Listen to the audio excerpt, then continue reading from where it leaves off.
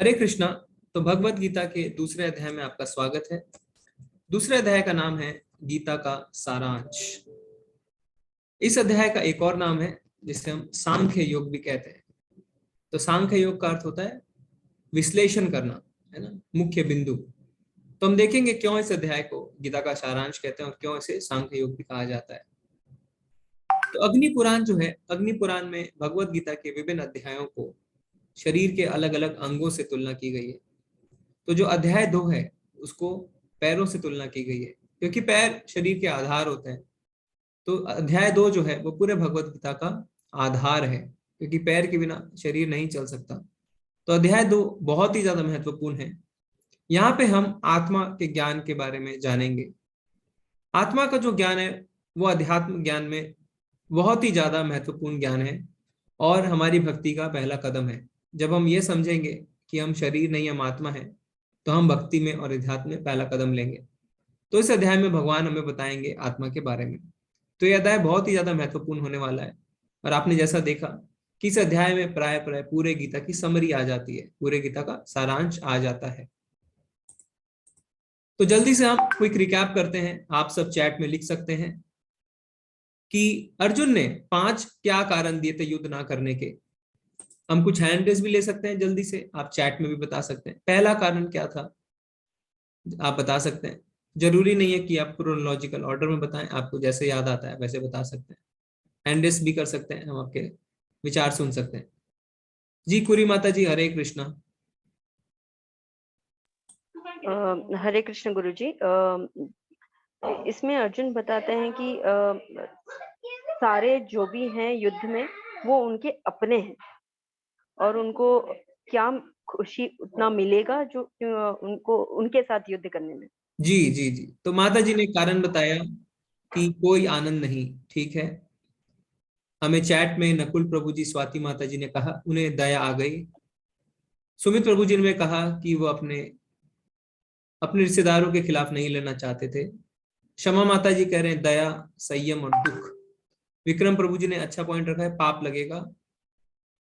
गीता माता जी कह रहे हैं दया आ गई, कोई आनंद नहीं और कोई लाभ नहीं। ठीक है, जतिन प्रभु जी भी दया कह रहे हैं और नरजो करके प्रभु जी दया। ठीक है, हम और देखते हैं जिनको पहले चांस नहीं मिला। पंकज प्रभु जी, हरे कृष्णा। पंकज नायक प्रभु जी। हरे कृष्णा प्रभु जी। जी प्रभु जी। मेरी आवाज आ रही है सर? जी जी जी प्रभु जी।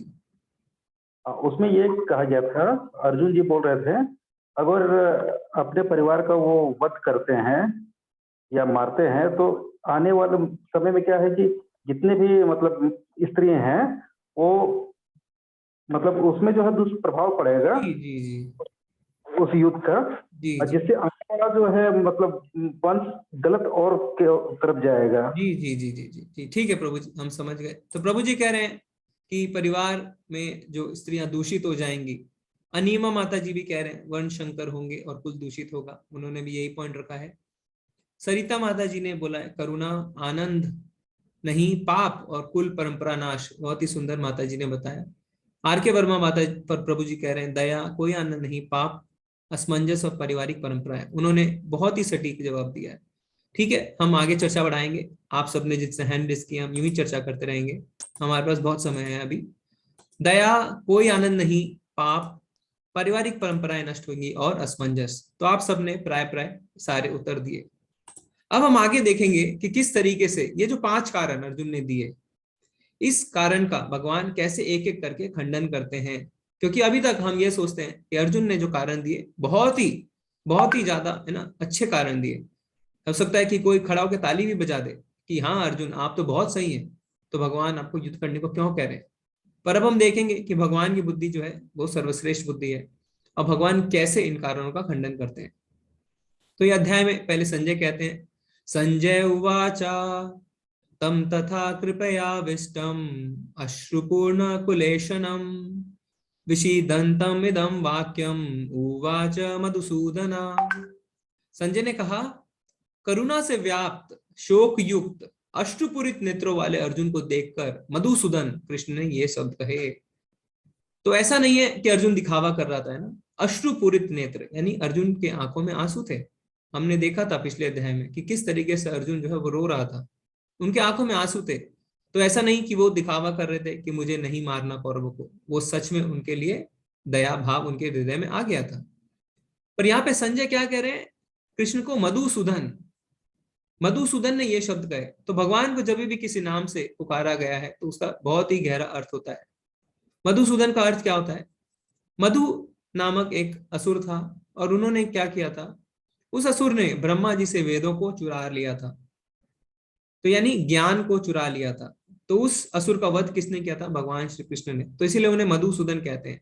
तो यानी क्या होने वाला है यहाँ पे, संजय एक तरीके से हिंट दे रहे हैं क्या, कि जो अर्जुन का अज्ञान है अब उसका विनाश भगवान करने वाले हैं। यानी जिस अज्ञानता के कारण अर्जुन कहता है कि मैं युद्ध नहीं करूंगा, अब मधुसूदन यानी अज्ञानता का नाश करने के लिए भगवान हैं। अब भगवान उसके अज्ञानता का नाश करने वाले हैं। तो भगवान क्या कहते हैं, तो ये भगवत गीता का पहला श्लोक है जिसमें भगवान ने पहली बार अभी कुछ कहा है। तो कुल मिला के 47 श्लोक निकल गए, पहले अध्याय के 46 और दूसरे अध्याय का 1 श्लोक। अब इसके बाद भगवान क्या कहते हैं, श्री भगवान उवाचा कुतस्त्वा कश्मलम इदम विस्मय समुपस्थितम अनार्यजुष्टम स्वर्गम अकीर्तिकरम अर्जुना। परम पिता परमेश्वर ने कहा, मेरे प्यारे अर्जुन, ये अशुद्धियां तुम पर कैसे आई हैं? वे ऐसे व्यक्ति के लिए बिल्कुल नहीं है जो जीवन के मूल्य को जानता है। वे उच्च ग्रहों की ओर नहीं बल्कि बदनामी की ओर ले जाते हैं। तो हमें यहां से क्या शिक्षा मिलती है? भगवान पूरे अध्याय में, पहले अध्याय में भगवान ने कुछ नहीं कहा और दूसरे अध्याय में भी दूसरे श्लोक में भगवान कहते हैं। तो इससे हमें बहुत ही एक बड़ी शिक्षा हमारे जीवन के लिए मिलती है कि जो अच्छा वक्ता होता है वो पहले अच्छा श्रोता होता है। तो हमें भी अपने जीवन में इसको लागू करना है। हमें हर बार अपनी ही बातों को आगे नहीं रखना है बिना सुने। पहले हमें अच्छा श्रोता बनना है जिससे कि हम अच्छा वक्ता बन पाए। तो अर्जुन ने तो बहुत ही अच्छे कारण दिए थे, पर भगवान ने क्या कहा, पहले ही उन्हें डांट लगा दी।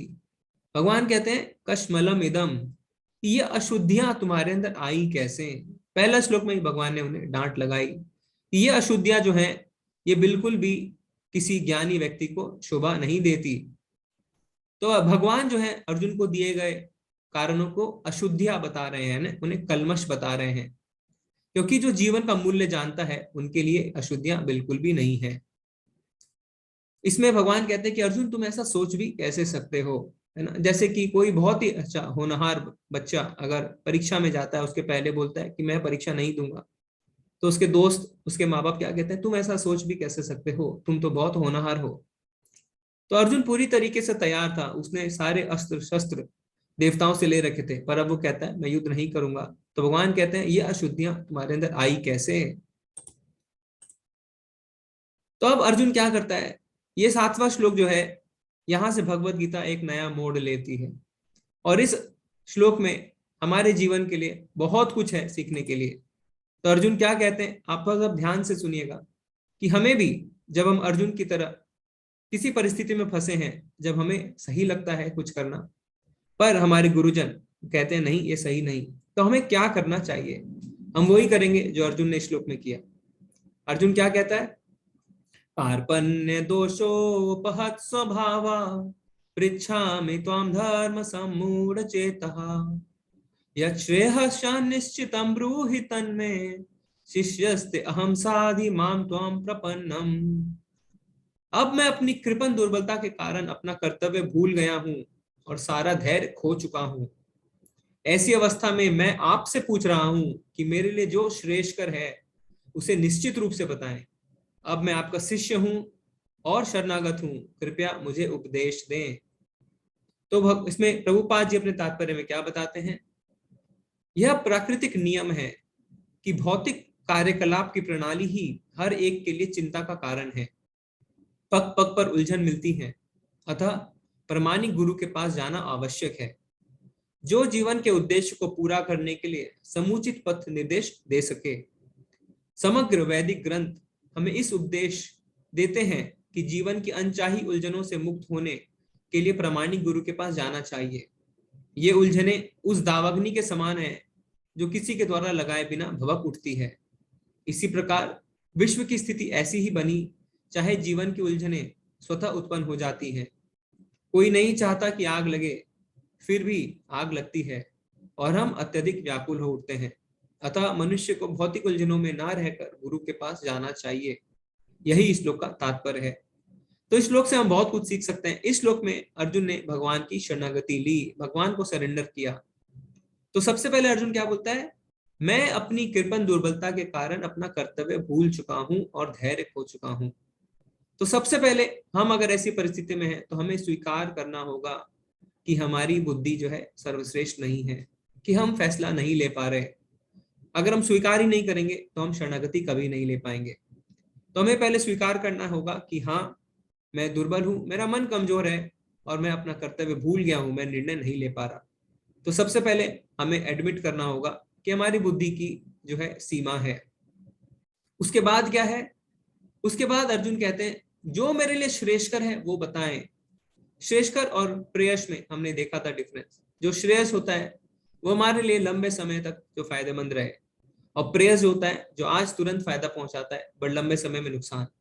तो अर्जुन ने ये नहीं कहा कि मेरे लिए जो प्रेयस है वो बताएं, अर्जुन कह रहा है जो मेरे लिए श्रेयस है वो बताए, यानी जो मुझे लंबे समय तक लाभ पहुंचाए वो बताएं। और तीसरा अर्जुन कहता है मैं आपका शिष्य हूं और शरणागत हूं, मुझे उपदेश दें। यानी भगवान की उन्होंने शरणागति ली है। तो हमें क्या करना चाहिए, हमें भी शरणागति लेनी चाहिए।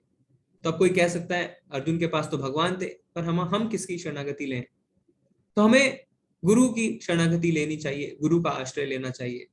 हमें भक्तों का संग करना चाहिए और शास्त्रों का अध्ययन करना चाहिए। गुरु, साधु और शास्त्र, हमें इनकी शरणागति लेनी चाहिए। तो हमें गुरु के पास जाना चाहिए, उनकी शरणागति लेके उनसे जिज्ञासा करनी चाहिए। नहीं तो भक्तों का संग करना चाहिए, जो भक्त हैं, जो भगवान की भक्ति करते हैं। नहीं तो शास्त्रों का अध्ययन, जैसे हम भगवत गीता का अध्ययन कर रहे हैं। तो जब हम ऐसी परिस्थिति में आए तो हमें गुरु, साधु और शास्त्र के पास जाना चाहिए।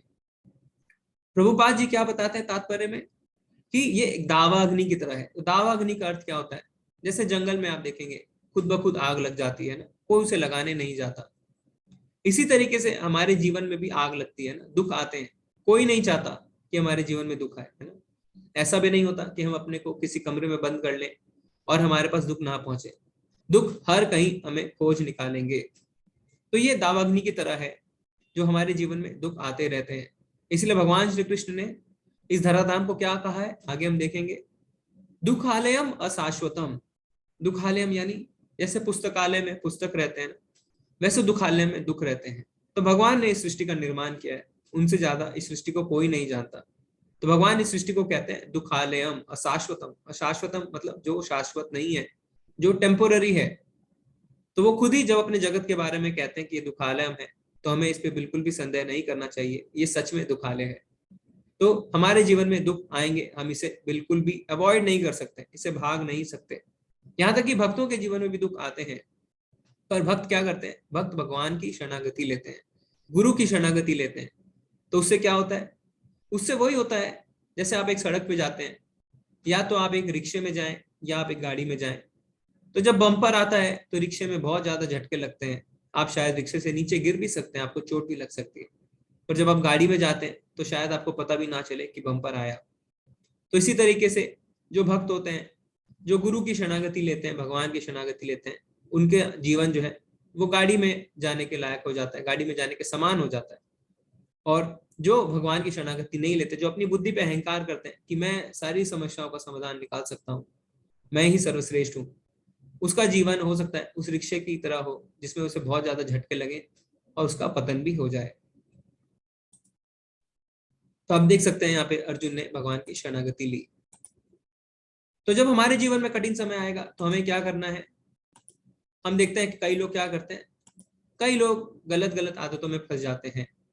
वो शराब पीना शुरू कर देते हैं, है ना, जुआ खेलते हैं, सट्टेबाजी करते हैं, और कई लोग जो है वो नहीं संभाल पाते तो आत्महत्या भी कर लेते हैं।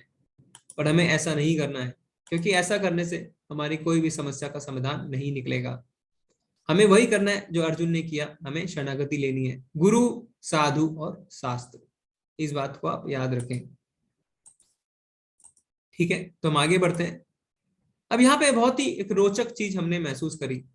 तो जब दूसरे श्लोक में भगवान ने कहा, तो वेद व्यास जी ने क्या कहा, श्री भगवान उवाचा, है ना। अर्जुन ने जब कहा था तो भगवान ने कहा था, वेद व्यास जी ने कहा अर्जुन उवाचा। धृतराष्ट्र जब कहते हैं तो वेद व्यास जी कहते हैं धृतराष्ट्र उवाचा, संजय उवाचा। तो आपको इन सब में कुछ फर्क महसूस हो रहा है कि जब वेद व्यास जी अर्जुन के लिए कहते हैं, धृतराष्ट्र के लिए कहते हैं, संजय के लिए कहते हैं, और जब भगवान श्री कृष्ण के लिए कहते हैं, तो उनमें आपको अगर कुछ फर्क नजर आ रहा है तो आप हैंड रेस करके हमें बताइए कि ये क्या नजर आ रहा है फर्क आपको, आपने कुछ इसमें नोट किया। धृतराष्ट्र उवाचा, संजय उवाचा, अर्जुन उवाचा, श्री भगवान उवाचा, इसमें अगर आप कुछ नोट कर सकते हैं, आपको कुछ अलग लग रहा हो तो आप बताइए। जी अभिषेक प्रभु जी, हरे कृष्णा।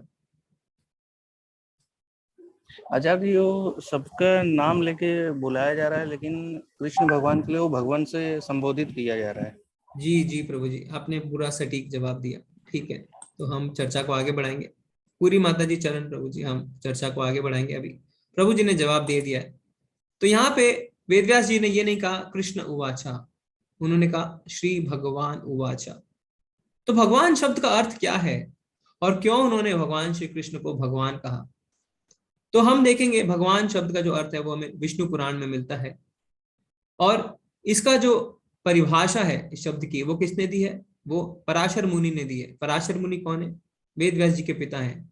तो वो क्या कहते हैं, ऐश्वर्य से समग्र से वीरस्य यशशाश्रिः ज्ञान वैराग्य योश्चैव सन्नम भग इतिम गणा।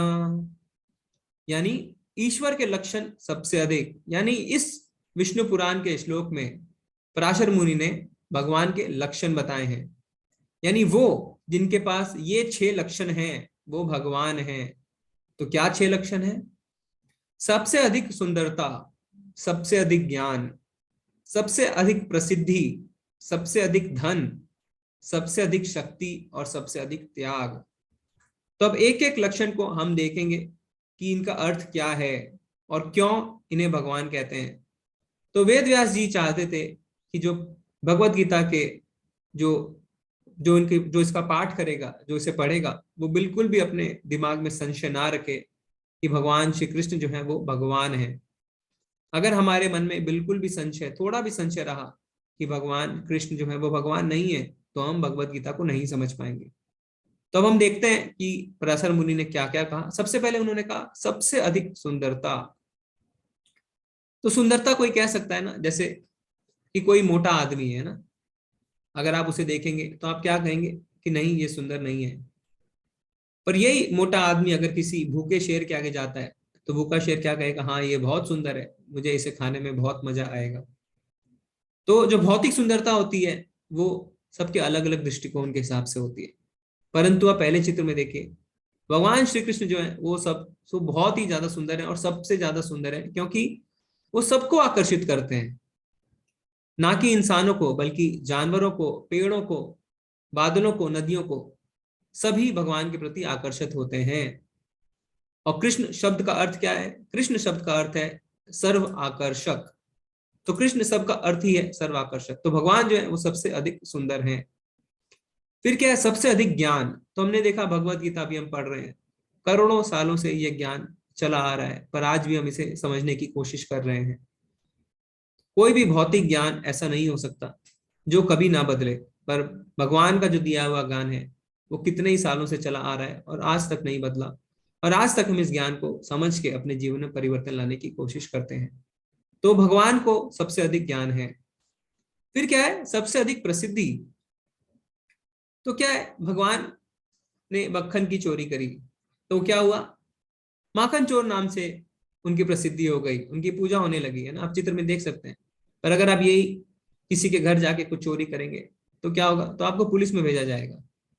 तो भगवान जब करते हैं तो उन्हें प्रसिद्धि मिलती है, पर हम जब करते हैं तो हमें सजा मिलती है। तो भगवान जो है वो सबसे अधिक प्रसिद्ध हैं। फिर क्या है, सबसे अधिक धनवान। हम क्या करते हैं, दिवाली में लक्ष्मी जी की पूजा करते हैं जिससे हमें थोड़े धन की प्राप्ति हो। पर ब्रह्म संहिता में ब्रह्मा जी क्या कहते हैं कि भगवान के लिए सहस्त्र लक्ष्मी उनकी सेवा करती है, एक नहीं दो नहीं, सहस्त्र लक्ष्मी भगवान की सेवा करती है। फिर क्या है, सबसे अधिक शक्ति। तो भगवान ने, हमने देखा था गोवर्धन लीला में 7 दिनों तक, जब वो 7 साल के थे, उन्होंने अपने उल्टे हाथ की सबसे छोटी उंगली पे पर्वत को उठाया। हम ऐसा करने का सोच भी नहीं सकते। फिर है सबसे अधिक त्याग। ये 5 गुण होने के बावजूद, सबसे अधिक सुंदरता, ज्ञान, प्रसिद्धि, धन और शक्ति होने के बावजूद भगवान सबसे बड़े त्यागी हैं, सबसे बड़े वैरागी भी हैं।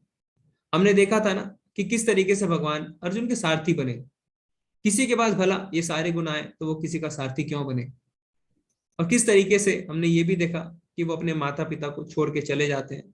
किस तरीके से भगवान राम जो है वो अपने 1 दिन पहले, राजा बनने से 1 दिन पहले वनवास की ओर निकल जाते हैं। तो इतना बड़ा वैराग्य और किसी के अंदर नहीं रहता।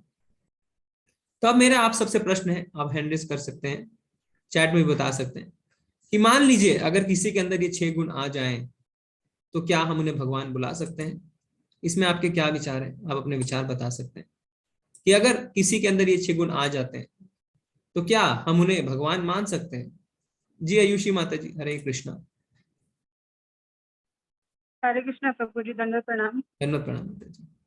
प्रभु जी, ये सारे गुण क्योंकि परमात्मा का अंश है हम लोग आत्मा, ये सारे गुण कोई एक गुण मेरे में हो सकता है, कोई एक गुण आप में हो सकता है, लेकिन भगवान में ये सारे गुण असीम मात्रा में है। अगर किसी एक व्यक्ति में ये सारे गुण भी हैं, लेकिन वो उस मात्रा में नहीं हो सकते। मतलब क्वालिटी हमें वो हो सकती है, लेकिन क्वांटिटी नहीं हो सकती, तो हम उन्हें भगवान नहीं कह सकते। जी माता जी, बहुत ही आपने सुंदर जवाब दिया। तो माता जी कह रहे हैं कि हो सकता है किसी के अंदर एक आधे गुण हो और वो भी सीमित मात्रा में होंगे, है ना। ठीक है, हम और सुनते हैं। सोनी माता जी, हरे कृष्णा। प्रणाम गुरु जी। हरे कृष्ण। हरे कृष्ण। गुरु जी, हमारा उत्तर ये है कि ये जो सारे लक्षण ईश्वर के हैं, हम मानव प्राणी होने के नाते क्योंकि जो भगवान होते हैं वो सांसारिक मोह माया से परे होते हैं, और हम भौतिकतावादी सुखों में रहते हुए अगर इन सारे लक्षणों को पा भी लेते हैं तो हम में एक जो गुण होता है माया का, वो सांसारिक और भौतिकतावादी युग में होते हुए हो सकता है ये सारे गुण होते हुए भी वो माया का प्रभाव ऐसा होता है कि हम इन गुणों से अछूते रह सकते हैं, और फिर हम ईश्वर की कैटेगरी में तो कभी ही उनको नहीं प्राप्त कर पाएंगे, क्योंकि हमसे तो एक ठीक से ध्यान भी नहीं लगाया जा सकता। जी जी तो जी, जी प्रभु जी, जी माता हरे जी। कृष्णा, हरे कृष्णा। धन्यवाद माता जी। ठीक है, हम एक और विचार सुनेंगे, फिर उसके बाद हम चर्चा करेंगे। विकास प्रभु जी, हरे कृष्णा। हरे कृष्ण प्रभु जी। ये जो 6 गुण है ये अपने आप में विरोधाभास है। तो जिस किसी में अगर 6 गुण आ जाएगा तो अपने आप में वो विरोधाभास आ जाएगा। जिसके पास सुंदरता आएगा उसमें त्याग कभी नहीं आएगा, जिसमें ज्ञान आएगा और संपत्ति आएगा उसमें त्याग नहीं आएगा। तो ये असंभव है कि किसी एक व्यक्ति में, मनुष्य में ये आ जाए। ये जी सिर्फ जी और सिर्फ भगवान में ही आ सकता है, जी क्योंकि भगवान ही ऐसे हैं जिसमें 6 ही गुण आ सकता है। जी जी जी, आपने बहुत ही सुंदर जवाब दिया प्रभु जी, बहुत बहुत धन्यवाद। तो चैट में भी हम देख रहे हैं काफी लोगों ने हाँ और ना दोनों बताया है। मैं सब पढ़ नहीं पाऊंगा, पर इसमें प्राय आपने जो कहा कि ये जो गुण है असीमित मात्रा में। मान लीजिए किसी के पास धन है ना, जैसे हम पढ़ते हैं बिल गेट्स, एलन मस्क, क्या होता है आज सबसे ज्यादा अमीर कोई है, कल सबसे ज्यादा अमीर कोई और हो जाता है। तो यानी आप इसे गिन सकते हैं, काउंट कर सकते हैं कि उनके पास कितने पैसे हैं। आज हो सकता है बिल गेट सबसे ज्यादा अमीर है, कल एलन मस्क है, परसों कोई और होगा। तो असीमित मात्रा में नहीं है और बदलता रहता है। पर भगवान के पास ये सारे गुण असीमित मात्रा में है, हम उसे गिन नहीं सकते और कभी भी नहीं बदलते। तो इसीलिए हमें पता चलता है कि भगवान जो श्री कृष्ण है वो क्यों भगवान है, क्योंकि उनके अंदर ये 6 गुण है जो सबसे अधिक मात्रा में है। और इसीलिए व्यासदेव जी भी ये चाहते हैं कि जब हम भगवत गीता पढ़ें तो हमें इस बात का बिल्कुल भी संदेह ना रहे कि वो श्री भगवान है। इसलिए वो कहते हैं श्री भगवान उवाचा। अब क्या होता है, भागवतम में लिखा है कि भगवान जो परम सत्य है उसको हम 3 अवस्था में जान सकते हैं। सबसे पहला क्या होता है, निराकार ब्रह्म, यानी ब्रह्म ज्योति, जिसे हम ब्रह्म ज्योति कहते हैं। तो जो निर्विशेषवादी होते हैं, जो मानते हैं कि भगवान का साकार रूप नहीं होता है, वो ब्रह्म ज्योति में विश्वास करते हैं। फिर उसके ऊपर क्या होता है, परमात्मा। तो जो अष्टांग योगी होते हैं वो परमात्मा के रूप में अपने हृदय को, भगवान को जान सकते हैं। और जो भक्त होता है वो क्या करता है, वो पूरी तरीके से भगवान को जान सकता है, परमेश्वर रूप में, सच्चिदानंद रूप में भगवान को देख सकता है। तो वो हर तीनों स्तर पे भगवान को जानता है, ब्रह्म ज्योति, परमात्मा और परमेश्वर। तो इसीलिए अगर हम इसे उदाहरण के तौर पर समझे तो जैसे हम देखते हैं कि एक टापू है ना, तो ये टापू क्या है, ब्रह्म ज्योति के समान है। फिर जब हम उसके और नजदीक जाते हैं तो हमें उस पर एक पेड़ दिखता है, तो यानी ये है परमात्मा। हमने अपने हृदय में परमात्मा को महसूस किया। फिर जब हम और नजदीक जाते हैं तो हमें दिखता है कि उस पेड़ पे एक तोता भी बैठा है जो फल खा रहा है, यानी ये हुआ परमेश्वर रूप में भगवान को हमने पाया। तो जैसे जैसे हम उनको भेदते हुए, ब्रह्म ज्योति को भेदते हुए परमात्मा, फिर उससे और आगे परमेश्वर की ओर जाते हैं। तो जो ब्रह्म ज्योति होता है वो निर्विशेषवादी जो होते हैं वो वहां तक पहुंच पाते हैं, अष्टांग योगी परमात्मा तक पहुंचते हैं, और जो भक्त होते हैं वो परमेश्वर का दर्शन कर पाते हैं। तो जैसे ये ब्रह्म ज्योति है, पर जब भक्त जो है वो ब्रह्म ज्योति को भेदता है तो उसे भगवान का साकार रूप के दर्शन होते हैं। इस साकार रूप को हम कहते हैं सच्चिदानंद। सच्चिदानंद, सत यानी शाश्वत, चित यानी पूर्ण ज्ञान, और आनंद यानी पूर्ण आनंद। तो भगवान को सच्चित आनंद कहा जाता है। अब यहाँ पे हम देखेंगे कि किस तरीके से भगवान अर्जुन के एक एक जो कारण का खंडन करना शुरू करते हैं। इसे हम आज श्लोका ऑफ द डे भी बनाएंगे, तो आप नोट कर सकते हैं 2.13। कल आप इसे जो है पठन कर सकते हैं क्लास में। 2.13 तो भगवान क्या कहते हैं, देहिनो अस्मिन् यथा देहे कौमारं यौवनं जरा तथा देहांतर प्राप्तिर्धीरस्तत्र न मुह्यति। जिस प्रकार शरीरधारी आत्मा इस वर्तमान शरीर में बाल्यावस्था से तरुण अवस्था और फिर वृद्ध अवस्था में निरंतर अग्रसर होता रहता है, उसी प्रकार मृत्यु होने पर आत्मा दूसरे शरीर में चला जाता है। धीर व्यक्ति ऐसे परिवर्तन से मोह को प्राप्त नहीं करता। तो अर्जुन ने एक कारण दिया था दया, कि मुझे इन पे दया आ रही है। तो भगवान क्या कहते हैं, अगर दया करनी है तो आत्मा पे करो, शरीर पे नहीं। ठीक है, तो हमने देखा था कि पहले चैप्टर में, पहले अध्याय में अर्जुन का दृष्टिकोण क्या था, उसने सैन्य निरीक्षण किए और अपने जितने भी रिलेटिव्स हैं उसके, उनको देखा और उनपे दया आई। दुर्योधन का क्या था दृष्टिकोण, उसको भोग करना था, उसको सत्ता चाहिए थी। धृतराष्ट्र का दृष्टिकोण क्या था, वो पांडव और कौरव अलग अलग देख रहा था। पर यहाँ पे अब हमें भगवान का दृष्टिकोण दिखता है। भगवान क्या कहते हैं, सब आत्मा है ना, सबके आत्मा के कल्याण के बारे में यहाँ भगवान सोच रहे हैं। तो भगवान जो है वो शारीरिक स्तर पे नहीं सोच के आत्मा के स्तर पे सोच रहे हैं। तो जैसे अगर कोई व्यक्ति डूब रहा है तो क्या आप उसके कपड़ों को बचाएंगे या आप उसे बचाएंगे, आप उसे बचाएंगे, है ना। इसी तरीके से जो शरीर है हमारा वो हर समय बदल रहा है। आप खुद भी देख सकते हैं अपने बचपन की फोटो उठा के और आप अपनी अभी की फोटो उठाएं, आप पूरी तरह बदल चुके हैं। शरीर हर समय बदल रहा है पर आप नहीं बदल रहे, आप आज भी वही हैं। ऐसा क्यों है, क्योंकि हम आत्मा है, हम शरीर नहीं है। हम क्या ऐसा बोलते हैं, हम क्या बोलते हैं कि मैं, हम ऐसा नहीं बोलते हैं मेरा हाथ है ना, मेरा पैर, हम ऐसा बोलते हैं। हम ये नहीं बोलते हैं मैं हाथ हूं या मैं पैर हूं या मैं चेहरा हूं। क्या हम ऐसा बोलते हैं, नहीं। क्यों, क्योंकि हम आत्मा है। तो आत्मा कहती है मेरा हाथ। तो आप प्रश्न कर सकते हैं किसका हाथ, अगर आप शरीर है तो किसका हाथ। आप ऐसा नहीं कहते ना कि मैं हाथ हूं, क्योंकि हम शरीर नहीं है, हम आत्मा है। हम अपने फोटो को देखते हैं, हम पूरी तरीके से बदल चुके हैं, हर क्षण शरीर बदल रहा है। ये तो साइंस भी कहता है कि हर समय जो सेल्स हैं हमारे बॉडी के वो बदल रहे हैं, पर हम नहीं बदल रहे। हम आज भी वैसा ही महसूस करते हैं जैसा 10 साल पहले। क्यों, क्योंकि हम शरीर नहीं, हम आत्मा है। तो भगवान कहते हैं कि हमें शरीर पे दया नहीं करनी, हमें आत्मा पे दया करनी है। तो भगवान फिर आगे क्या बताते हैं इस चीज के लिए, तो भगवान में बताते हैं वंशाशि जीर्णानि यथा विहाय नवानि गृह्णाति नरोपराणि तथा शरीराणि विहाय जीर्णा नन्यानि संयाति नवानि देहि। जिस प्रकार मनुष्य पुराने वस्त्रों को त्याग कर नए वस्त्र धारण करता है, उसी प्रकार आत्मा पुराने तथा व्यर्थ के शरीरों को त्याग कर नवीन भौतिक शरीर धारण करता है। तो प्रभुपाद जी क्या बताते हैं अपने तात्पर्य में कि अनुआत्मा द्वारा शरीर का परिवर्तन एक सुकृत तथ्य है। अनुआत्मा यानी हम जो जीवात्मा है, हम भगवान के अंश हैं, तो हम अपना शरीर परिवर्तन करते हैं, इस बात में कोई भी संशय नहीं है।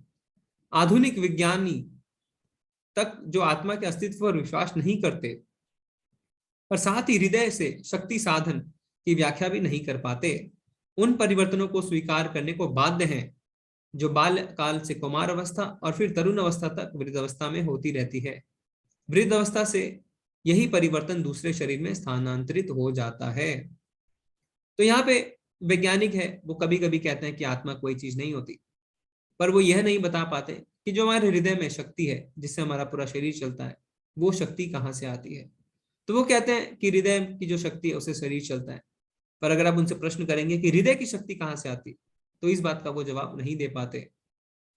तो इसीलिए भगवान कहते हैं कि अर्जुन, अगर तुम इनको नहीं मारोगे तो इन्हें कोई और मारेगा, क्योंकि इनको शरीर तो बदलना ही पड़ेगा। किसी ना किसी तरीके से हो सकता है ये आपस में ही लड़के मर जाए। तो तुम्हें शरीर के स्तर पे नहीं सोचना, तुम्हें आत्मा के स्तर पे सोचना है, क्योंकि अर्जुन जो है वो सिर्फ एक निमित्त मात्र है। तो अब कोई कह सकता है कि अगर अर्जुन निमित्त है तो भगवान ने खुद ही उन्हें क्यों नहीं मार दिया, क्यों उन्होंने अर्जुन को चुना। भगवान ऐसा इसलिए करते हैं क्योंकि भगवान अपने भक्तों का यश चाहते हैं। जैसे कि भक्त जो है वो हमेशा भगवान का गुणगान करते हैं, तो भगवान भी चाहते हैं कि मेरे भक्तों का यश बढ़े। जैसे हनुमान जी, राम जी अगर चाहते तुरंत लंका पे चढ़ाई करके वो मैया को ला सकते थे, पर उन्होंने सेवा दी, उन्होंने हनुमान जी को सेवा दी, उन्होंने सारी वानर सेना को सेवा दी, जिससे उनका यश बढ़े। तो आज देखिए हनुमान जी, उनका नाम लेते हमारे अंदर भक्ति आती है ना, हमें कितना उनको प्रणाम करने की इच्छा करती है, क्योंकि उन्होंने इतनी सुंदर सेवा की भगवान के लिए। तो इसमें हमें ये समझना है कि जब कोई मरता है तो हम कहते हैं वो चला गया, है ना। तो कौन चला गया, शरीर तो अभी वहीं रखा है।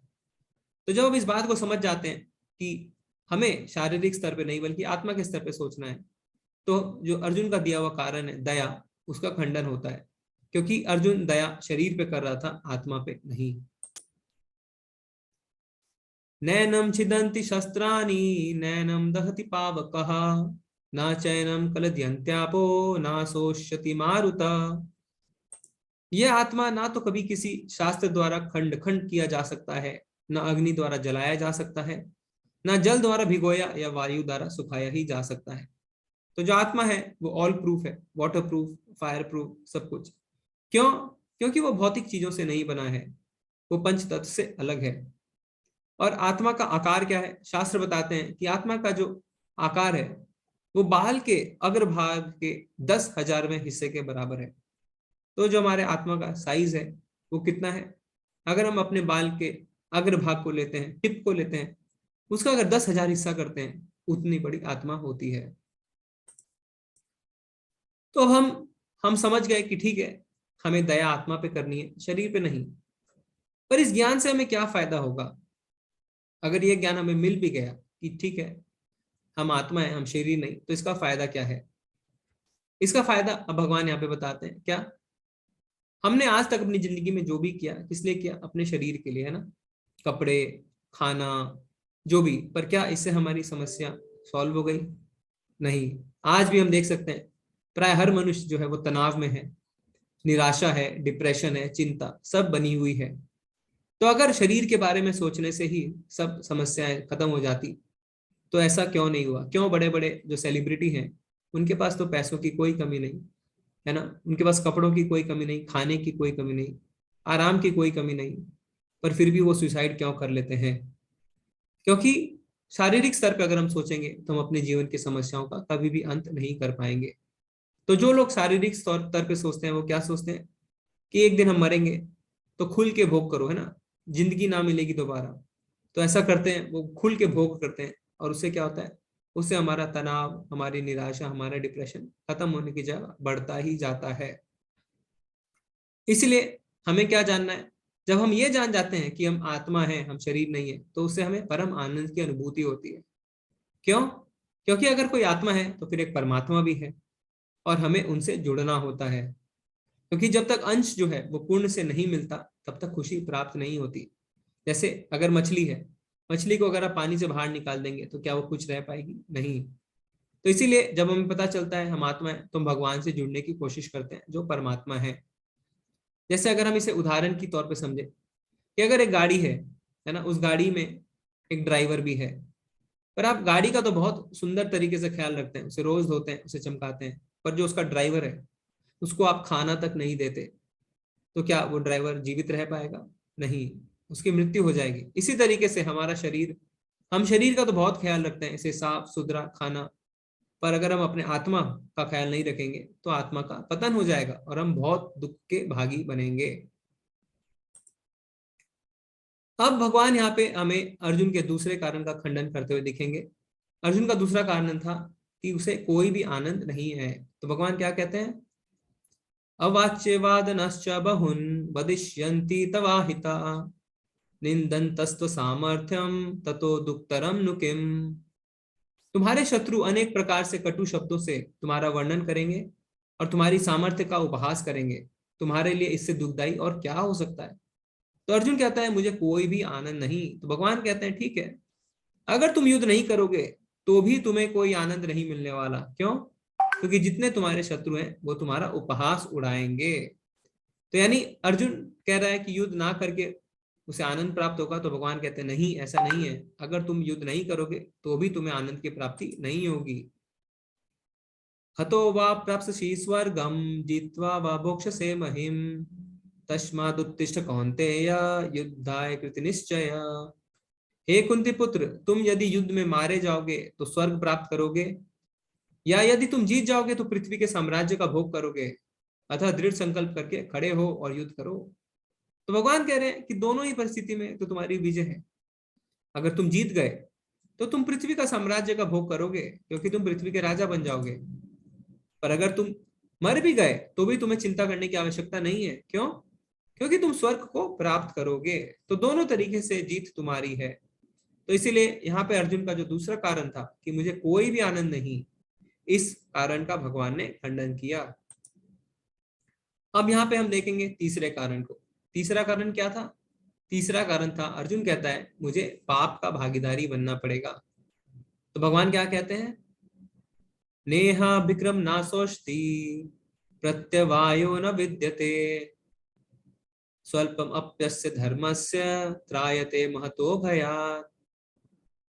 इस प्रयास में ना तो हानि होती है और ना ही ह्रास, अपितु इस पद पर की गई अल्प प्रगति भी महान भय से रक्षा कर सकती है। तो भगवान यहाँ पे बताते हैं कि अगर तुम भक्ति करते हो, भक्ति के मार्ग पर चलते हो, तो कोई भी पास या फेल नहीं होता, कोई पाप पुण्य नहीं होता। जैसे हनुमान जी हैं, उन्होंने लंका जलाई तो क्या उन्हें पाप लगा? नहीं। क्यों? क्योंकि उन्होंने भगवान के लिए कार्य किया। इसी तरीके से विभीषण, उन्होंने तो अपने भाई रावण से गद्दारी करी। कोई ऐसा कह सकता है ना कि उन्होंने तो गद्दारी करी, तो क्या उन्हें पाप लगा?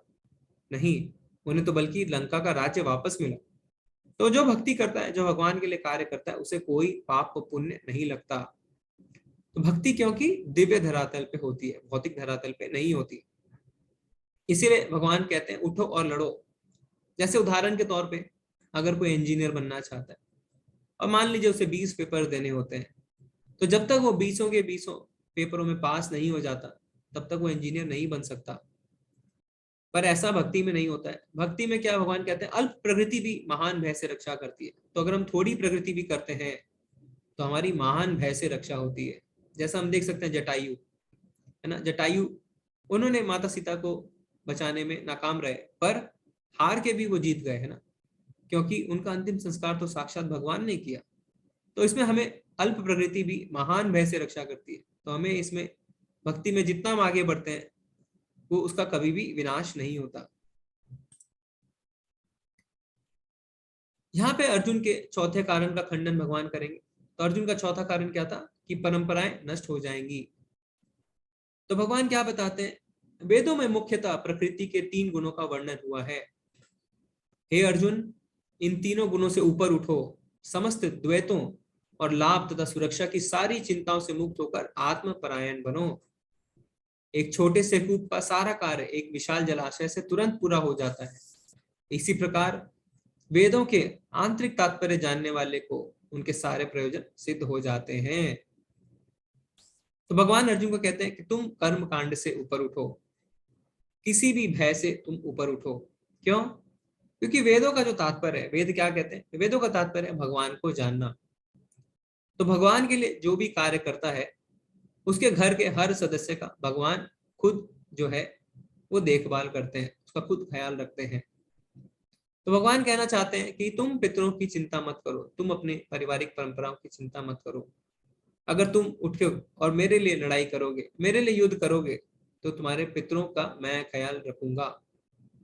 पर अगर तुम युद्ध नहीं करोगे तो क्या होगा? तो जो असुर है, जो दुर्योधन है, वो ऐसे भी तुम्हारी परंपरा को नष्ट कर देगा। तो तुम किस परंपरा को बचाने की बात कर रहे हो? अगर तुम नहीं युद्ध करोगे तो दुर्योधन ऐसे भी सारी परंपराओं को नष्ट करने ही वाला है। पर अगर तुम युद्ध करोगे, तुम मेरे लिए कार्य करोगे, तो मैं सारी परंपराओं और तुम्हारी सारी चिंताओं को दूर कर दूंगा, और तुम्हारे पितरों के साथ साथ तुम्हारे परिवार के हर सदस्य का मैं ख्याल रखूंगा। जैसे कि पेड़ है, पेड़ की जड़ में अगर हम जल देते हैं तो क्या होता है? पूरा पेड़ जो है वो हरा भरा रहता है। हमें अलग से उसके तने में, उसके पत्तों में, उसके फूल में जल देने की आवश्यकता नहीं रहती। इसी तरीके से अगर हम भगवान की भक्ति करते हैं, भगवान को अगर खुश करते हैं, तो हमारे पितर, हमारा समाज, हमारा घर सब अपने आप खुश हो जाते हैं। तो यहाँ पे भगवान एक बहुत ही सुंदर उदाहरण देते हैं। जैसे कुएं जो होते हैं, अगर अलग अलग कुएं हैं जिसमें एक में स्नान करते हैं, एक के जल से खाना बनाया जाता है, एक के जल से कपड़े धोए जाते हैं, पर उसके जगह पे अगर एक बड़ा जलाशय है और एक बड़ा तालाब हो तो क्या होता है?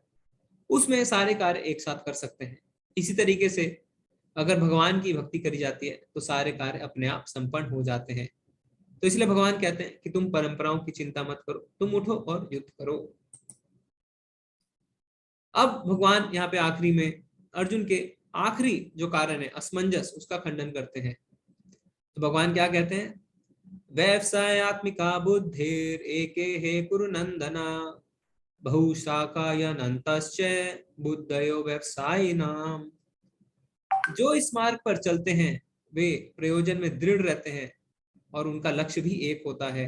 हे कुरुनंदन, जो दृढ़ प्रतिज्ञ नहीं है उनकी बुद्धि अनेक शाखाओं में विभक्त रहती है। तो अर्जुन जो है वो 7वें श्लोक में उसने भगवान की शरणागति ली, जो हमारा श्लोका ऑफ द डे भी था। तो भगवान कहते हैं कि जब तुमने मेरी शरणागति ली है और तुम कहते हो शिष्यस्ते अहम माम त्वं प्रपन्नम, यानी अगर तुम मेरी शरणागति लेते हो, शिष्यस्ते अहम साधु माम त्वं प्रपन्नम, तो और तुम कहते हो कि मैं आपकी शरणागति हूं, मुझे उपदेश दीजिए, तो अब तुम्हें कोई भी असमंजस में रहने की आवश्यकता नहीं है। क्यों? क्योंकि अब मैं तुम्हारा गुरु हूं, और अगर गुरु जो कहता है तुम्हें फिर वही करना पड़ेगा। तो तुम्हें कोई भी असमंजस, कोई भी कंफ्यूजन की आवश्यकता नहीं। तुमने मुझे अपना गुरु स्वीकार किया है, और गुरु की आज्ञा पालन से तुम्हारे जितने असमंजस हैं वो सारे दूर हो जाएंगे। जैसे हम उदाहरण देखते हैं ना, प्रभुपाद जी ने क्या किया था? उन्हें अपने गुरु से आज्ञा मिली थी कि तुम जाओ और पश्चिमी देशों में, पाश्चात्य देशों में जो है भगवान के शिक्षा का प्रचार प्रसार करो। तो प्रभुपाद जी को अपने मन में बिल्कुल भी कोई भी संशय नहीं था कि उन्हें ऐसा करना चाहिए या नहीं। उन्होंने बिना किसी असमंजस के अपने गुरु के आदेश का पालन किया। तो जब हम गुरु की शरणागति लेते हैं तो हमें हमारा कोई भी जो असमंजस है सब दूर हो जाते हैं। अब ये बहुत ही फेमस श्लोक है, प्राय हम सभी जानते हैं, पर इसका हम बहुत ही गलत तरीके से मतलब निकालते हैं। तो हम देखेंगे ये श्लोक क्या है, उसका अर्थ क्या है। कर्मण्येवाधिकारस्ते मा फलेषु कदाचन मा कर्मफल हेतुर्भूर् मा ते संगोस्ति कर्मणि। तुम्हें अपने कर्म कर्तव्य करने का अधिकार है, किंतु कर्म के फलों में तुम अधिकारी नहीं हो। तुम ना तो कभी अपने आप को अपने कर्मों के फलों का कारण मानो, ना ही कर्म ना करने से कभी आसक्त हो। तो भगवान कहते हैं कि तुम्हें सिर्फ कर्मों पे अधिकार है, उनके फलों पे अधिकार नहीं है। तो जैसा ही ऐसा कोई लोग सुनते हैं तो वो कहते हैं पर हम फिर कर्म करें कैसे, क्योंकि हमारे पास कोई भी मोटिवेशन अब काम करने के लिए नहीं बचा। क्योंकि अगर हम परिणाम के बारे में नहीं सोचेंगे, अगर हम ये नहीं सोचेंगे कि टारगेट क्या है, तो हम कैसे कार्य कर पाएंगे। पर इस श्लोक को समझने का ये तरीका गलत है। क्यों? भगवान क्या कहते हैं? तुम ना तो कभी अपने आप को अपने कर्मों के फलों का कारण मानो, ना ही कर्म ना करने में कभी आसक्त हो। यानी हमें कर्म करने हैं पर फलों से आसक्त नहीं होना, अटैच्ड नहीं होना। तो ऐसा करने से क्या लाभ होगा? क्योंकि क्या होता है, अगर हम फलों से आसक्त हो जाते हैं और अगर हमारे मन मुताबिक फल नहीं मिलते तो बहुत ही ज्यादा गलत हो सकता है। जैसे हम अगर फेल हो जाते हैं तो हम देखते हैं कि किस तरीके से बच्चे आत्महत्या तक कर लेते हैं। हो सकता है पूरे जीवन भर वो क्लास में प्रथम आए हो, पर फिर एक एग्जाम में अगर उनके कम मार्क्स आ जाते हैं, मान लीजिए वो सेकंड भी आ जाते हैं, तो वो आत्महत्या कर लेते हैं। क्यों? वो फलों से इतने ज्यादा आसक्त हो जाते हैं। तो जब हमारे मन मुताबिक कर्म नहीं, फल नहीं मिलते तो हम गलत कदम उठाते हैं। पर अगर फल जो है वो मन मुताबिक मिलते हैं तो भी हमारे लिए खराब है। क्यों? क्योंकि उससे हमारे अंदर अहंकार आता है। तो हम ये समझते हैं ये मैंने किया, ये फल जो मिला है ये तो होना ही था क्योंकि मैंने इतनी मेहनत करी। तो जब हम फलों से आसक्त होते हैं, फलों से अटैच्ड हो जाते हैं, तो दोनों तरीके से ही हमारा पतन होता है। अगर हमें वो फल मिल गए तो हमारे अंदर अहंकार आता है, और अगर हमें वो फल नहीं मिले तो हम गलत कदम उठा सकते हैं। तो हमें उस किसान की तरह बनना है जो खेती करता है पर उसे यह नहीं पता रहता कि इस साल की उपज अच्छी होगी या खराब, क्योंकि वो फलों से आसक्त नहीं रहता। हमें भी कर्म करने हैं, पर कर्म करने से, फलों से हमें आसक्त नहीं होना। पर इसका अर्थ यह नहीं कि हम कर्म ना करें। भगवान कहते हैं कर्म करने आवश्यक है, कर्म हमें करना नहीं छोड़ना है, पर उनके फलों से हमें आसक्ति नहीं रखनी। तो ये हमारे जीवन में बहुत ही व्यवहारिक तरीके से हम इसको अपने जीवन में लागू कर सकते हैं कि हमें कोई भी कर्म करना है तो उसके फलों से अटैच नहीं होना, क्योंकि इससे हमारा पतन हो सकता है, हमारा बहुत बड़ा नुकसान हो सकता है। तो आगे भगवान क्या कहते हैं? श्री भगवान उवाचा प्रजहाति यदा कामन सर्वान् पार्थ मनोगतान् आत्मन्यवात्मना तुष्ट स्थित प्रज्ञा तदोचते। श्री भगवान ने कहा, हे पार्थ, जब मनुष्य मनोधर्म से उत्पन्न होने वाली इंद्रिय तृप्ति की समस्त कामनाओं का परित्याग कर देता है और जब इस तरह से विशुद्ध हुआ उसका मन आत्म में संतोष प्राप्त करता है, तो वो विशुद्ध दिव्य चेतना को प्राप्त यानी स्थित प्रज्ञ कहलाता है। तो भगवान ने यहाँ पे स्थित प्रज्ञ के बारे में बताया। तो स्थित प्रज्ञ क्या होता है? स्थित प्रज्ञ वो होता है जो मान अपमान, हानि, लाभ, यश अपयश इन सब में विचलित नहीं होता, वो संभाव रखता है। और ऐसा कब होता है? जब हम समझ जाते हैं कि हम शरीर नहीं हैं, हम आत्मा हैं। तो यहाँ पे उदाहरण देख सकते हैं ना, प्रहलाद महाराज। प्रहलाद महाराज को उनके खुद के पिता ने इतनी ज्यादा कष्ट पहुंचाए है ना, उनको सांप से कटवाने की कोशिश करी, राक्षसों से मरवाने की कोशिश करी, ऊपर से फेंका है ना, पत्थरों से कुचलने की कोशिश करी, अग्नि में भी बिठा दिया। पर प्रहलाद महाराज जो छोटे से बच्चे हैं वो स्थित प्रज्ञ थे, वो बिल्कुल भी विचलित नहीं हुए, क्योंकि भगवान पे उनको पूर्ण विश्वास था। उन्हें पता था कि भगवान उनकी रक्षा जरूर करेंगे। तो भक्त जो होते हैं, ऐसा नहीं होता कि भक्त के जीवन में समस्या नहीं आती। प्रहलाद महाराज के जीवन में बहुत ज्यादा समस्या आई, पर वो दृढ़ रहे, उन्होंने भक्ति नहीं छोड़ी और भगवान पे अटूट विश्वास बनाए रखा। तो आज हम देखते हैं होलिका दहन में भी है ना, प्रहलाद महाराज की हम जय जयकार करते हैं, क्योंकि अग्नि में बैठने के बावजूद भी प्रहलाद महाराज नहीं जले। इसी तरीके से हम दूसरा उदाहरण ले सकते हैं प्रभुपाद जी का। प्रभुपाद जी, यहाँ पे हम देख सकते हैं चित्र में प्रहलाद महाराज। प्रभुपाद जी जो है वो अमेरिका गए है ना, 70 साल की उम्र में। तो ऐसा नहीं था कि जाते ही सब कुछ अपने आप हो गया, उन्हें बहुत ही कष्टों का सामना करना पड़ा। कल के हमने वीडियो में देखा किस तरीके से वो बावरी में रहते थे, छोटे से, बिल्कुल छोटे से कमरे में रहते थे, और वहां पे उनके टाइपराइटर वगैरह भी चोरी हो गए। पर वो स्थित प्रज्ञ थे, वो बिल्कुल दृढ़ थे अपने गुरु की आज्ञा को उनको पूरा करना ही उनका मिशन था, तो विचलित नहीं हुए। तो हमें भी ऐसा ही करना है, हमें स्थित प्रज्ञ रहना है, हमें विचलित नहीं होना और भगवान पे पूरा भरोसा करके आगे बढ़ना है। अब आगे के जो 2 श्लोक आएंगे वो बहुत ही ज्यादा महत्वपूर्ण है, क्योंकि ये मनोविज्ञान के ऊपर है, साइकोलॉजी के ऊपर। और दुनिया भर में, विश्व भर में भगवत गीता के ये 2 श्लोक बड़ी बड़ी जो साइकोलॉजी की यूनिवर्सिटीज है, जो मनोविज्ञान की उच्च संस्थाएं हैं, उसमें ये श्लोकों को सिखाया जाता है क्या कि हम गलत कार्य क्यों करते हैं। प्राय हम देखते होंगे कि हम कहते हैं हम तो गलत काम नहीं करना चाहते थे, हमसे ये गलत काम क्यों हो गया। पर इन 2 श्लोकों में जो हम आगे पढ़ने वाले हैं उसमें हम समझेंगे कि हम गलत कार्य क्यों कर बैठते हैं। तो हमने देखा है भौतिक स्तर पे बड़े बड़े राइटर है ना, जो फिलोसोफर होते हैं, दार्शनिक, बड़ी बड़ी किताबें लिखते हैं, पर ये 2 श्लोक में भगवान ने पूरे विषय को समेट के रख दिया, और फिर हम उसका उदाहरण के साथ चर्चा भी करेंगे। तो आप ध्यान से सुनिएगा।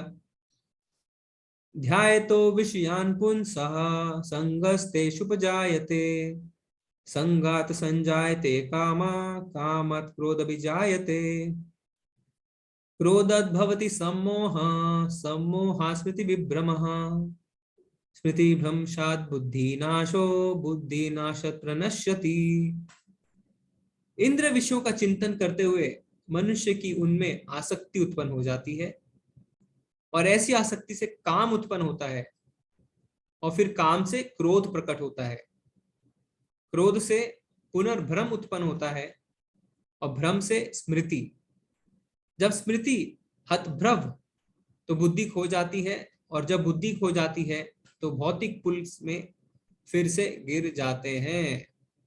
तो यहाँ पे एक उदाहरण, हम इसका आगे एक चार्ट है उसमें पढ़ेंगे, तो आप देख सकते हैं किस तरीके से एक पुरुष एक महिला को देखता है, फिर उसके बारे में सोच के भोग की कोशिश करता है, फिर बाद में उसका पतन होता है। तो हम इसे समझते हैं इस चार्ट से, इसको आप बड़े ध्यान से समझिएगा। तो 8 चरण हैं जिसमें जीवात्मा का पतन हो सकता है, 8 लेवल है, 8 स्तर है। पहला क्या है? वस्तु यानी ऑब्जेक्ट। तो सबसे पहला क्या है? विषय का चिंतन। तो हम किसी चीज के बारे में सोचते हैं, उसके बारे में चिंतन करते हैं। फिर क्या है? आसक्ति। अब उससे हमें लगाव होना शुरू होता है, हम उसके बारे में बार बार सोचते हैं। तो इसमें भगवान ने क्या कहा था? ध्यायतो विषयान् पुंसा। ध्यायतो यानी जब उसके बारे में हम बार बार सोचते हैं तो हमारे को उससे आसक्ति होती है। आसक्ति के बाद है लस्ट। लस्ट यानी काम, यानी अब हम उसे पाना चाहते हैं। अब क्या होता है? या तो आप उसको पा सकते हैं या आप उसको नहीं पा सकते। जब आप उसे पा सकते हैं तो आप खुश होते हैं, फिर आप एक और चीज की इच्छा करते हैं, पर एक ना एक ऐसा समय आता है कि जब आप उसे नहीं पा पाएंगे उस चीज को। तब क्या होता है? तब आपको क्रोध आता है कि आप क्यों नहीं उस चीज को पा रहे। और क्रोध आने से क्या होता है? मोह की उत्पन्न होती है ना, सम्मोह, डेल्यूजन होता है, आपको मोह हो जाता है। और मोह के कारण क्या होता है? आपकी जो स्मृति है, स्मरण शक्ति है, वो भ्रमित हो जाती है, उसकी क्षति हो जाती है। और जब आपकी स्मृति जो है यानी स्मरण शक्ति वो भ्रमित होती है तो आपकी बुद्धि जो है वो नष्ट हो जाती है, लॉस ऑफ इंटेलिजेंस। और जब हमारी बुद्धि नष्ट हो जाती है तो हमारा पतन हो जाता है। तो जैसे हम एक उदाहरण लेते हैं, जैसे आपने सड़क पे चलती हुई एक बहुत ही बढ़िया लग्जरी गाड़ी देखी, तो क्या वस्तु, तो आपने विषय चिंतन किया, अब आप उस गाड़ी के बारे में सोच रहे हैं, उससे आपको आसक्ति उत्पन्न हो गई, आप उससे अटैच्ड हो गए उस गाड़ी से, तो उसके कारण आपको लस्ट पैदा हुआ यानी काम। अब आप उस गाड़ी को चाहने लगे, अब आप उस गाड़ी को चाहते हैं कि वो किसी तरीके से मुझे मिल जाए। मान लीजिए वो गाड़ी आपको नहीं मिलती क्योंकि वो गाड़ी बहुत महंगी है, आपके पास पैसे नहीं है। तो क्या होता है? आपको बहुत ज्यादा क्रोध आता है क्योंकि आप उसको बुरी तरीके से चाहने लगे हैं उस गाड़ी को, आप उसी के बारे में दिन रात चिंतन करते हैं। तो जब क्रोध आता है तो क्या होता है? तो आप मोह में आ जाते हैं, और मोह में आने के बाद आपकी स्मरण शक्ति जो है, स्मृति जो है वो खत्म होती है, आपकी बुद्धि नाश हो जाती है और आपका पतन हो जाता है। यानी आप क्या करेंगे? अब आप उसको पाने के लिए चोरी करेंगे, गलत तरीके से पैसे लाने की कोशिश करेंगे। तब क्या होगा? तब आप जो है उसका आपका पतन हो जाएगा, क्योंकि चोरी के इल्जाम में आपको जेल भी जाना पड़ सकता है।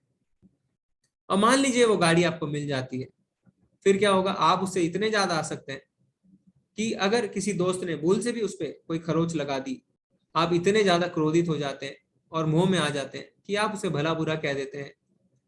आप ये भी नहीं सोचते कि उस दोस्त ने आपके लिए कितना कुछ किया था, क्योंकि आपकी बुद्धि की हानि हो चुकी है, और फिर आपका पतन हो जाता है, यानी आपकी दोस्ती भी खत्म हो जाती है, और फिर आगे वो आपकी मदद भी नहीं करता। तो ये 8 चरण है। तो अगर हमें अपना पतन रोकना है तो किसी भी स्तर पे हम रुक सकते हैं। अगर किसी भी स्तर पे हम रुक जाते हैं तो हमारा पतन बच जाता है, पर अगर हम नहीं रुकते और आगे बढ़ते रहते हैं तो हम पतन की ओर बढ़ जाते हैं। तो ये जो 2 श्लोक थे भगवद गीता के, बहुत ही महत्वपूर्ण श्लोक हैं, आपने देखा, और ये पूरी तरीके से समझाते हैं कि क्यों हमारा पतन होता है, क्यों हम नीचे गिरते हैं। तो उसकी शुरुआत होती है विषय चिंतन। जब हम कुछ चाहने लगते हैं, किसी चीज को देखते हैं, मान लीजिए अब कोई कहेगा मेरे आंखों के आगे कोई चीज आ गई तो मैं क्या करूं। ठीक है, अगर आपके आंखों के आगे कोई चीज आई तो उसमें बुरी बात नहीं है, क्योंकि आप घर में बैठे नहीं रह सकते और आप बाहर निकलेंगे तो आपको पता नहीं आप क्या क्या देखेंगे, पर देखने में कोई बुराई नहीं है।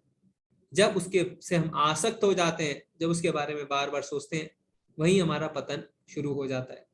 तो कोई भी चीज अगर हम ऐसी देखते हैं जो हमें पता है या तो हमारे आपे से बाहर है या गलत है, तो उसे देख के हमें तुरंत वहां से ध्यान हटा लेना चाहिए।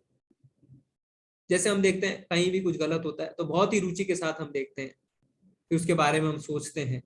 तो जब हम आसक्त होते हैं, चीजों के बारे में ज्यादा सोचते हैं, तो वहां से हमारा पतन शुरू हो जाता है, क्योंकि हम उसे चाहने लगते हैं और वो चीज जब हमें नहीं मिलती तो हमें गुस्सा आता है। फिर जब गुस्सा आता है तो हमने देखा हम मोह में आते हैं, हमारी स्मरण शक्ति की क्षति होती है, हमारा बुद्धि का विनाश होता है और हम गिर जाते हैं। तो इससे अध्याय के हम अंत में आते हैं। अब हम देखेंगे कि इस अध्याय में हमने क्या क्या देखा। तो इस अध्याय में अर्जुन के 5 कारणों का भगवान ने खंडन किया। पहला कारण दया। तो उसके लिए भगवान क्या कहते हैं कि हम शरीर नहीं, हम आत्मा है, तो दया अगर करनी है तो आत्मा पे करो, शरीर पे नहीं। और इसके लिए उदाहरण क्या दिया था कि जैसे डूबते हुए मनुष्य को हम बचाने की कोशिश करते हैं, ना कि उसके कपड़ों को। कोई आनंद नहीं, तो अर्जुन कहता है मुझे तो कोई आनंद नहीं है। तो भगवान कहते हैं अगर तुम हारोगे तो मर जाओगे तो तुम्हें स्वर्ग मिलेगा, अगर तुम जीत जाओगे तो तुम्हें धरती मिलेगी, तो आनंद ही आनंद है। और वैसे भी अगर तुम युद्ध के मैदान को छोड़ के जाओगे तो तुम्हारे शत्रु जो है तुम्हें खरी खोटी सुनाएंगे, तो वैसे भी तुम्हें कोई आनंद नहीं मिलने वाला। फिर पाप। तो भगवान कहते हैं कि भक्ति के कार्य में पाप पुण्य कुछ नहीं होता, जैसे हनुमान जी का हमने उदाहरण देखा। पारिवारिक परंपराएं। तो भगवान कहते हैं तुम उठो और एक प्रेरणा बनो, क्योंकि जब तुम मेरे लिए कार्य करोगे तो जितनी भी पारिवारिक परंपराएं हैं तुम उनसे ऊपर उठ जाओगे। असमंजस। तो भगवान ने कहा तुमने मुझे अपना गुरु स्वीकार किया है, क्योंकि तुमने मुझे अपना गुरु स्वीकार कर लिया है, अब मेरी आज्ञा का तुम पालन करो। और मेरी आज्ञा का जब तुम पालन करोगे तब क्या होगा, तो तुम्हारी बुद्धि जो है वो असमंजस से बाहर आ जाएगी। तो 2.7 श्लोका में भगवान ने की शरणागति अर्जुन ने ली थी, और 2.7 को हमने श्लोका ऑफ द डे भी बनाया है, जिसे आप याद कर सकते हैं। क्या? कार्पण्य दोषो उपहत स्वभावा पृच्छामि त्वां धर्म सम्मूढ़ चेता यश्रेषा निश्चितम ब्रूहि तन्मे शिष्यस्ते अहम साधि माम त्वं प्रपन्नम। तो आप 2.7 को मार्क कर लीजिए। हम कल क्लास से पहले हम इसका चर्चा करेंगे इस श्लोक पे। तो अंत में प्रभुपाद जी के कुछ शब्द हम देखते हैं। मनुष्य कृष्ण भावनामृत या दिव्य जीवन को एक क्षण में प्राप्त कर सकता है, और हो सकता है कि उसे लाखों जन्मों के बाद भी ना प्राप्त हो। यह तो सत्य समझने और स्वीकार करने की बात है। खटवांग महाराज ने अपनी मृत्यु के कुछ मिनट पूर्व कृष्ण के शरणागत होकर ऐसी जीवन अवस्था को प्राप्त किया था। तो भक्ति जो है हम जितनी गंभीरता से लेंगे उतना हमारे लिए अच्छा है, क्योंकि हो सकता है हम 1 सेकंड में भक्ति को प्राप्त कर लें, हो सकता है कि बहुत सारे जीवन के बाद भी ना कर पाए। तो यहाँ पे खटवांग महाराज का उदाहरण आता है। उन्हें जब पता चला कि कुछ ही क्षणों में उनकी मृत्यु होने वाली है, तो तुरंत उन्होंने भगवान की शरणागति ली। इस जीवन का अंत होने से पूर्व यदि कोई कृष्ण भावना भावित हो जाए तो उसे तुरंत ब्रह्म निर्वाण अवस्था प्राप्त हो जाती है। भगवत धाम तथा भगवत भक्ति के बीच कोई अंतर नहीं है। तो जब भगवान की भक्ति करते हैं और भगवान के धाम में कोई अंतर नहीं है, क्योंकि दोनों चरम पद हैं, अतः भगवान की दिव्य प्रेमा भक्ति में व्यस्त रहने का अर्थ है भगवत धाम को प्राप्त करना। भौतिक जगत में इंद्र तृप्ति विषयक कार्य होते हैं और आध्यात्मिक जगत में कृष्ण भावनामृत विषयक। इसी जीवन में ही कृष्ण भावनामृत की प्राप्ति तत्काल ब्रह्म प्राप्ति जैसी है, और जो कृष्ण भावनामृत में स्थित होता है वह निश्चित रूप से पहले ही भगवत धाम में प्रवेश कर चुका है। तो जो जिस भाव से भगवान के आगे समर्पण करता है, भगवान उसी भाव से उससे आदान प्रदान करते हैं। भगवत गीता के प्रतिपाद्य हैं कर्म योग, ज्ञान योग तथा भक्ति योग। तो योग का अर्थ हम देखेंगे आगे के अध्यायों में। कल का अध्याय जो है वो कर्म योग है। योग का अर्थ होता है भगवान से जुड़ना। तो भगवान से हम बहुत तरीके से जुड़ सकते हैं, कर्मों से, ज्ञान से, भक्ति से। इस द्वितीय अध्याय में कर्म योग तथा ज्ञान योग की स्पष्ट व्याख्या है एवं भक्ति योग की झांकी दी गई है। इसीलिए इस अध्याय को गीता का सारांश कहा जाता है, क्योंकि भगवान से जुड़ने के जितने भी रास्ते हैं उसका इसमें चर्चा हुई है। तो इससे हमारा आज का अध्याय खत्म होता है।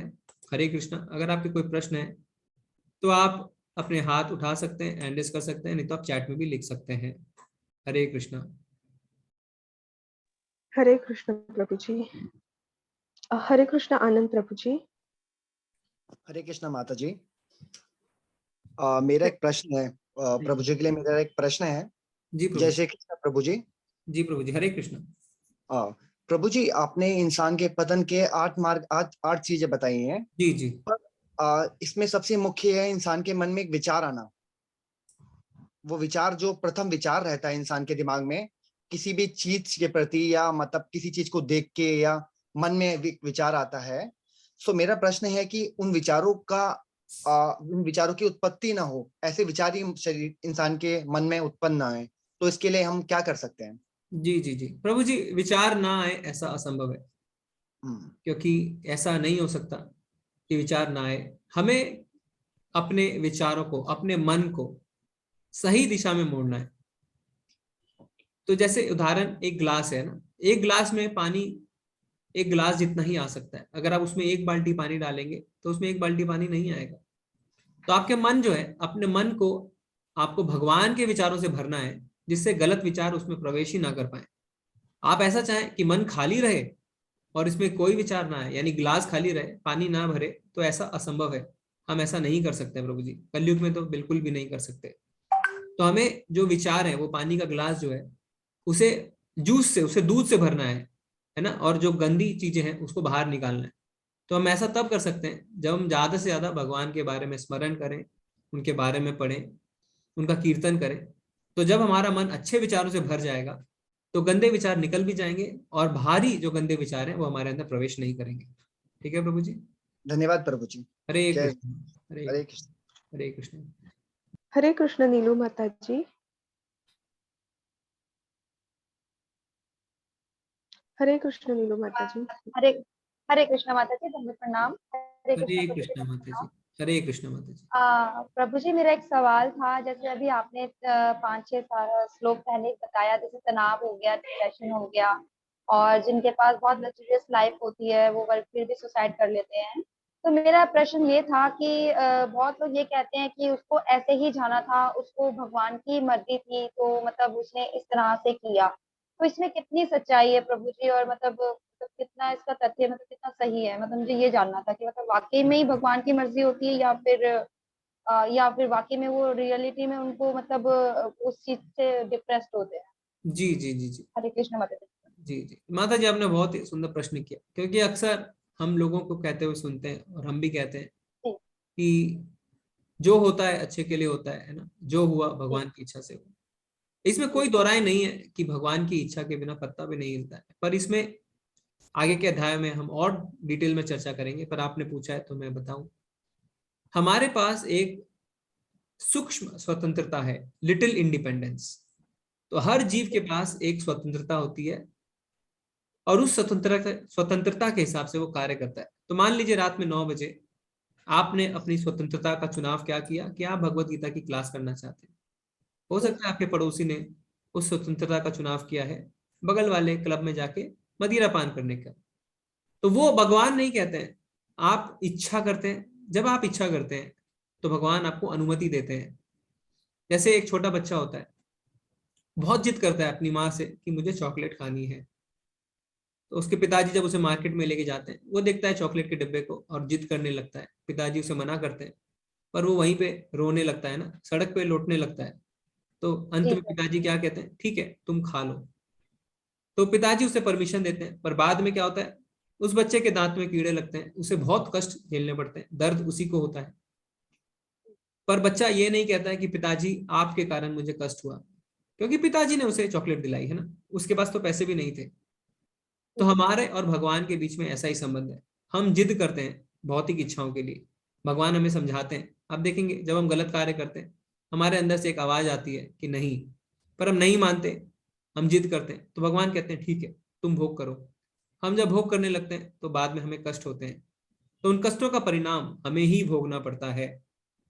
तो भगवान है ना, हम भगवान को उसके लिए दोष नहीं देते हैं।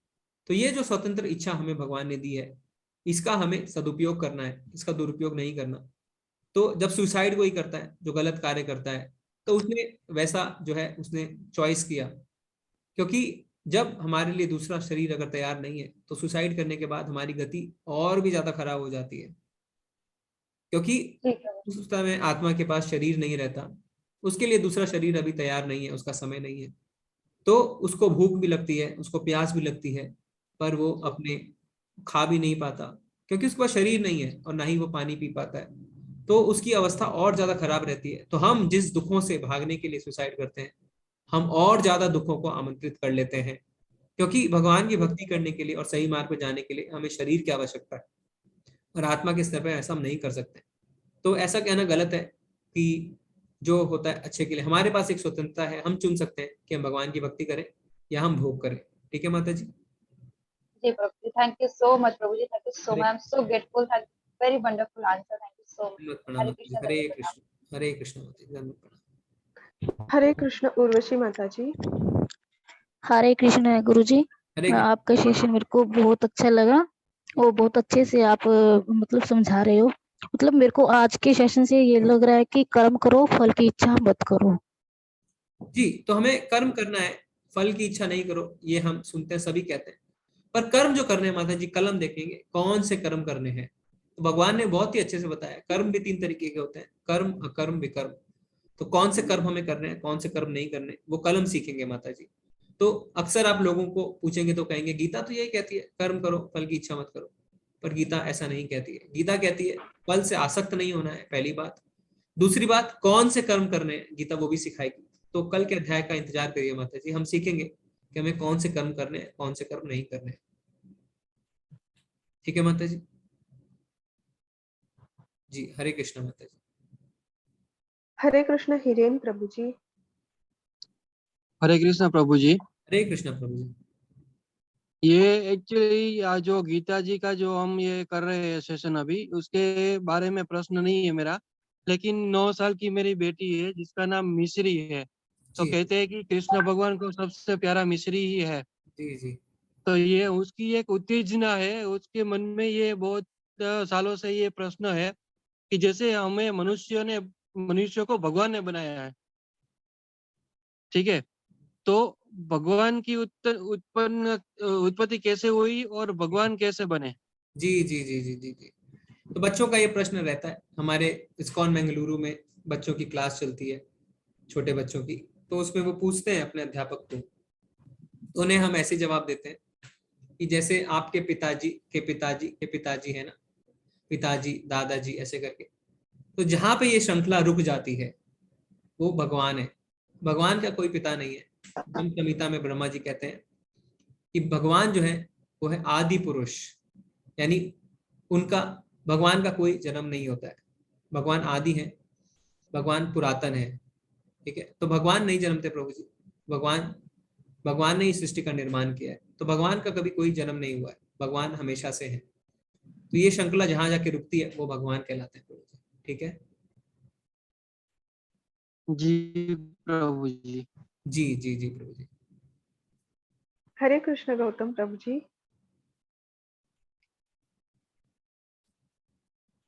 हरे कृष्ण गौतम प्रभु जी। ठीक है माता जी, इतने मैं चैट में से ले लेता हूँ। जी जी।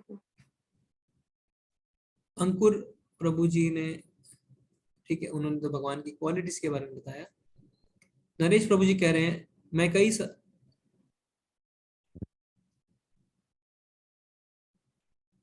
अच्छा, तो प्रभु जी कह रहे हैं कि मुझे भक्ति का भी इच्छा होती है और नशा करने की भी इच्छा होती है, जबकि वो अभी तक नशा नहीं करते। प्रभु जी, नशा बहुत ही गलत है। इस्कॉन में हमारे 4 प्रिंसिपल्स हैं जिसमें है कि नशा नहीं करना है, क्योंकि नशा जो है, हमारा जो धर्म है प्रभु जी, वो 4 स्तंभों पे आधारित है। तो उन 4 स्तंभों में जो 4 हमारे रेगुलेटिव प्रिंसिपल्स है वो है, तो जब आप नशा करते हैं तो आप धर्म का पालन नहीं करते प्रभु जी। हम इसकी आगे चर्चा करेंगे उन 4 स्तंभों की, और किस तरीके से हमारी 4 गंदी आदतें इन 4 धर्म के स्तंभों को कुचल देती है। और जहां नशा होता है वहां कलयुग का वास होता है, ऐसा भागवतम में भी स्वयं कलयुग ने कहा है। जब परीक्षित महाराज से उनका युद्ध हुआ तो कलयुग ने कहा कि मुझे आप ऐसी जगह दीजिए रहने के लिए जहां नशा होता हो, जहां मांस का सेवन होता हो, जहां लोगों का अवैध संबंध हो, और जहां जुआ खेला जाता हो। तो ऐसी 4 जगह कलयुग ने मांगी। तो जहां नशा होता है वहां कलयुग, घोर कलयुग रहता है। तो हमें नशा नहीं करना है प्रभु जी, नशा बिल्कुल गलत है, और जो नशा करते हैं वो भक्ति बिल्कुल भी नहीं कर सकते। ठीक है प्रभु जी। नूपुर माता जी कह रहे हैं भगवान की सुंदरता के बारे में आज से चैप्टर में हमने जाना। तो भगवान का रंग यानी भगवान विष्णु, भगवान राम, भगवान कृष्ण और महादेव का रंग नीला क्यों है, और इन्हीं चारों का रंग नीला क्यों है। भगवान का जो रंग है वो है बादल की तरह, जो बादल में पानी भरा हुआ रहता है, तो ऐसा रंग भगवान का है। तो जब नीले आकाश को हम देखते हैं तो आचार्य बताते हैं कि भगवान के अंदर से जो ब्रह्म ज्योति निकलती है उसी के कारण आकाश का रंग नीला होता है। तो भगवान का रंग नीला है माता जी। ठीक है, वैसे हम देखेंगे अर्च विग्रह काले भी होते हैं ना, गोरे भी होते हैं। और जब चैतन्य महाप्रभु के रूप में भगवान ने अवतार लिया 500 साल पहले मायापुर में, तो स्वर्ण का थे ना, वो गोरे थे, वो काले नहीं थे। पर मूलतः भगवान का रंग जो है वो नीला होता है। प्रभु जी कह रहे हैं मैं अपने मन को वश में कैसे करूं नशे के लिए। प्रभु जी आप उधर से मन हटाइए, आप भगवान का नाम का जप शुरू करिए, भगवान के बारे में सुनिए, आपका मन में अपने आप। कई भक्त हमें बताते हैं 15-20 दिनों में उनकी गलत आदतें छूट गई। तो आप श्रवणम करते रहिए, उस तरफ ध्यान मत दीजिए, भगवान का नाम लीजिए। हम आगे के अध्याय में बताएंगे जो महामंत्र है हरे कृष्ण कृष्ण कृष्ण हरे हरे, हरे राम राम राम हरे हरे। जब भी आपका इधर उधर ध्यान जाता है आप इस मंत्र का उच्चारण करिए, और आप ऐसा करेंगे तो धीरे धीरे आपकी गंदी आदतें छूट जाएंगी। प्रभु जी सुरेंद्र प्रभु जी कह रहे हैं कि भक्ति अगर छूट जाए तो उसका परिणाम क्या होता है। प्रभु जी हम ये आगे के अध्याय में देखेंगे कि 2 तरीके के भक्त होते हैं, जिन्होंने बहुत सालों तक भक्ति करी फिर उनकी भक्ति छूट गई, और जिन्होंने कुछ समय भक्ति करी फिर उनकी भक्ति छूट गई। तो उनका परिणाम क्या होता है भगवान ने हमें आगे बताया है, तो उस अध्याय का हम इंतजार करते हैं प्रभु जी, हम उसमें देखेंगे। क्रोध पर नियंत्रण कैसे करें, तो निकेश प्रभु जी कह रहे हैं प्रभु जी क्रोध कब होता है। हमने देखा क्रोध जब होता है जब हमें किसी चीज से आसक्ति होती है, हम उसे चाहने लगते हैं और उसे हम नहीं प्राप्त कर पाते। तो हमें अपने मन और इंद्रियों को वश में करना है। तो हम आगे चर्चा करेंगे हमारी जो 5 कर्म इंद्रियां हैं और 5 ज्ञान इंद्रियां हैं उनके इंद्रिय विषय है। तो कैसे हम अपनी इंद्रियों को, जो अपने आंख नाक मुंह है ना, त्वचा कान, और हमारी जो कर्म इंद्रियां उनको कैसे हम कंट्रोल में कर सकते हैं, क्योंकि इंद्रियों के जरिए ही हम इस भौतिक संसार को देख पा रहे हैं, सुन पा रहे हैं, स्पर्श कर पा रहे हैं, और वहां से हम चीजों को चाहने लगते हैं। तो हम देखेंगे मन और इंद्रियों को कैसे वश में करना है आगे। तो प्रभु जी आप थोड़ा सब्र रखिए, बने रहिए, हम सब कुछ आगे देखेंगे। ठीक है माता जी आप हैंड रेज ले सकते हैं जी। हरे कृष्ण गौतम प्रभु जी, हरे कृष्ण गौतम प्रभु जी। ठीक है, नेक्स्ट ले ले प्रभु जी, उनको जी शायद जी माता जी। हरे कृष्ण समरेंद्र प्रभु जी। हरे कृष्णा प्रभु जी। हरे कृष्णा प्रभु जी। तो मुझे ये पूछना है कि जब हमने स्थित प्रज्ञा का बात किया, तो अगर हर चीज को हम सह सकते हैं तो फिर यही अत्याचार जो है पांडव के ऊपर हुआ तो वो भी चुप रह सकते थे भगवान के ऊपर भरोसा करके, फिर युद्ध क्यों किया। जी जी जी जी जी, बहुत ही सुंदर प्रश्न किया प्रभु जी आपने। तो जैसा हमने पहले अध्याय में देखा था कि युद्ध से पहले भगवान श्री कृष्ण कौरवों के पास जाते हैं और कहते हैं कि तुम इन्हें 5 गांव दे दो। पर दुर्योधन क्या कहते हैं कि हम उन्हें सुई की नोक के समान भी जमीन नहीं दूंगा। तो आप कह सकते हैं 5 गांव क्यों चाहिए थे उनको। उन्हें 5 गांव अपने नित्य कर्मों के लिए चाहिए थे। शास्त्रों में वर्ण के हिसाब से सबके कर्म निर्धारित हैं, तो जो जिसके कर्म होते हैं उसे उन कर्मों को करते हुए भगवान की भक्ति करनी होती है। तो मान लीजिए अगर आपको घर से ही निकाल दिया गया और आपको बोला गया सड़क पे रहो, फुटपाथ पे रहो, तो वो आपके लिए संभव नहीं है ना कि आप फुटपाथ पे रहें और भगवान की भक्ति करें। आपको कम से कम एक घर तो चाहिए। ठीक है, आपने अपने बंगले को छोड़ दिया, आपने अपनी जमीन को छोड़ दी, पर कम से कम एक छोटा सा कमरा तो चाहिए। तो इस तरीके से वो 5 गांव जो है वो बेयर मिनिमम थे जो उन्हें चाहिए थे अपने नित्य कर्मों को करने के लिए। जब उन्हें वो भी नहीं मिले तब मजबूर होकर उन्हें युद्ध करना पड़ा प्रभु जी। ठीक है, ठीक है प्रभु जी। उन्होंने म्यूट किया है प्रभु जी। जी जी जी जी, ठीक है माता जी। हरे कृष्ण कमल प्रभु जी। हाँ प्रभु जी, ये तो मैं बाद में भी पूछूंगा, लेकिन ये काफी सारे चीजों को कंट्रोवर्सी मींस लाइक कॉन्ट्रैक्ट करता है। अगर हम देखें तो हमारे ऋषि मुनियां जो है वो घर छोड़ के जंगल में रहते थे, जी जी। तो और प्रभु हम जी जब पढ़ते हैं जब मैंने कहा वर्ण के हिसाब से ना, वर्ण आश्रम जो होता है, ऋषि मुनि ब्राह्मण होते हैं, है ना। आपको पता है 4 वर्ण और 4 आश्रम होते हैं, है ना। क्या होते हैं 4 वर्ण और 4 आश्रम? ब्राह्मण, क्षत्रिय, वैश्य, शूद्र। तो पांडव जो थे वो क्षत्रिय थे, वो ब्राह्मण नहीं थे। तो क्षत्रियों का वर्ण के हिसाब से उनके कर्म होते हैं, नित्य कर्म होते हैं। तो जो क्षत्रिय होते हैं उनका कर्म अलग होता है, ब्राह्मण का कर्म अलग होता है प्रभु जी। तो ब्राह्मण जंगल में जाते हैं, वो अपने आश्रम के हिसाब से जाते हैं, ब्रह्मचार्य के बाद गृहस्थ, वर्ण आश्रम, फिर उसके बाद वानप्रस्थ, फिर उसके बाद संन्यास। पर जो क्षत्रिय होते हैं उनका कर्म अलग होता है प्रभु जी। तो दोनों के कर्मों को हम नहीं मिला सकते। इसी तरीके से शूद्र का कर्म अलग है और वैश्य का कर्म अलग है। अपने वर्ण के हिसाब से ही प्रभु जी हमारे कर्म होते हैं, ठीक है। प्रभु जी को अनम्यूट करिए माता जी।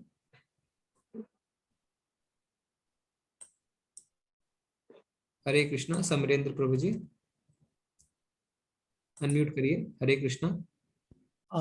यस, तो नहीं, ओके, यही है कि मैं सोचा कि क्यों एक आदमी युद्ध करता है घर के लिए, एक आदमी क्योंकि हम जब बोलते हैं कि मोह नहीं करना है किसी चीज पे, तो आप मतलब ये काफी सारे चीजें जिनके पास घर नहीं है, क्या वो भगवान को, जो रहते हैं रास्ते में या जो भी है गरीब, तो क्या वो भगवान को प्राप्त नहीं कर सकते? तो ये काफी सारी चीजें मन में थी। बट अगर जैसे आपने कहा कि अलग अलग वर्ण, अलग अलग सिचुएशन में जी लोगों को अपना कर्म करना है या जी जी। पथ में जाना है, तो मैं भी तो इसमें प्रभु जी क्या है, धन, धन जो है ना वो खराब चीज नहीं है। क्योंकि हम देखेंगे जो अभी जो प्रभु जी ने पूछा कि जो भक्ति में गिर जाते हैं उनका क्या होता है, तो भगवान बताते हैं कि जो थोड़े समय के बाद भक्ति में गिरते हैं उनका अगला जन्म धनवान पुरुष के घर में होता है।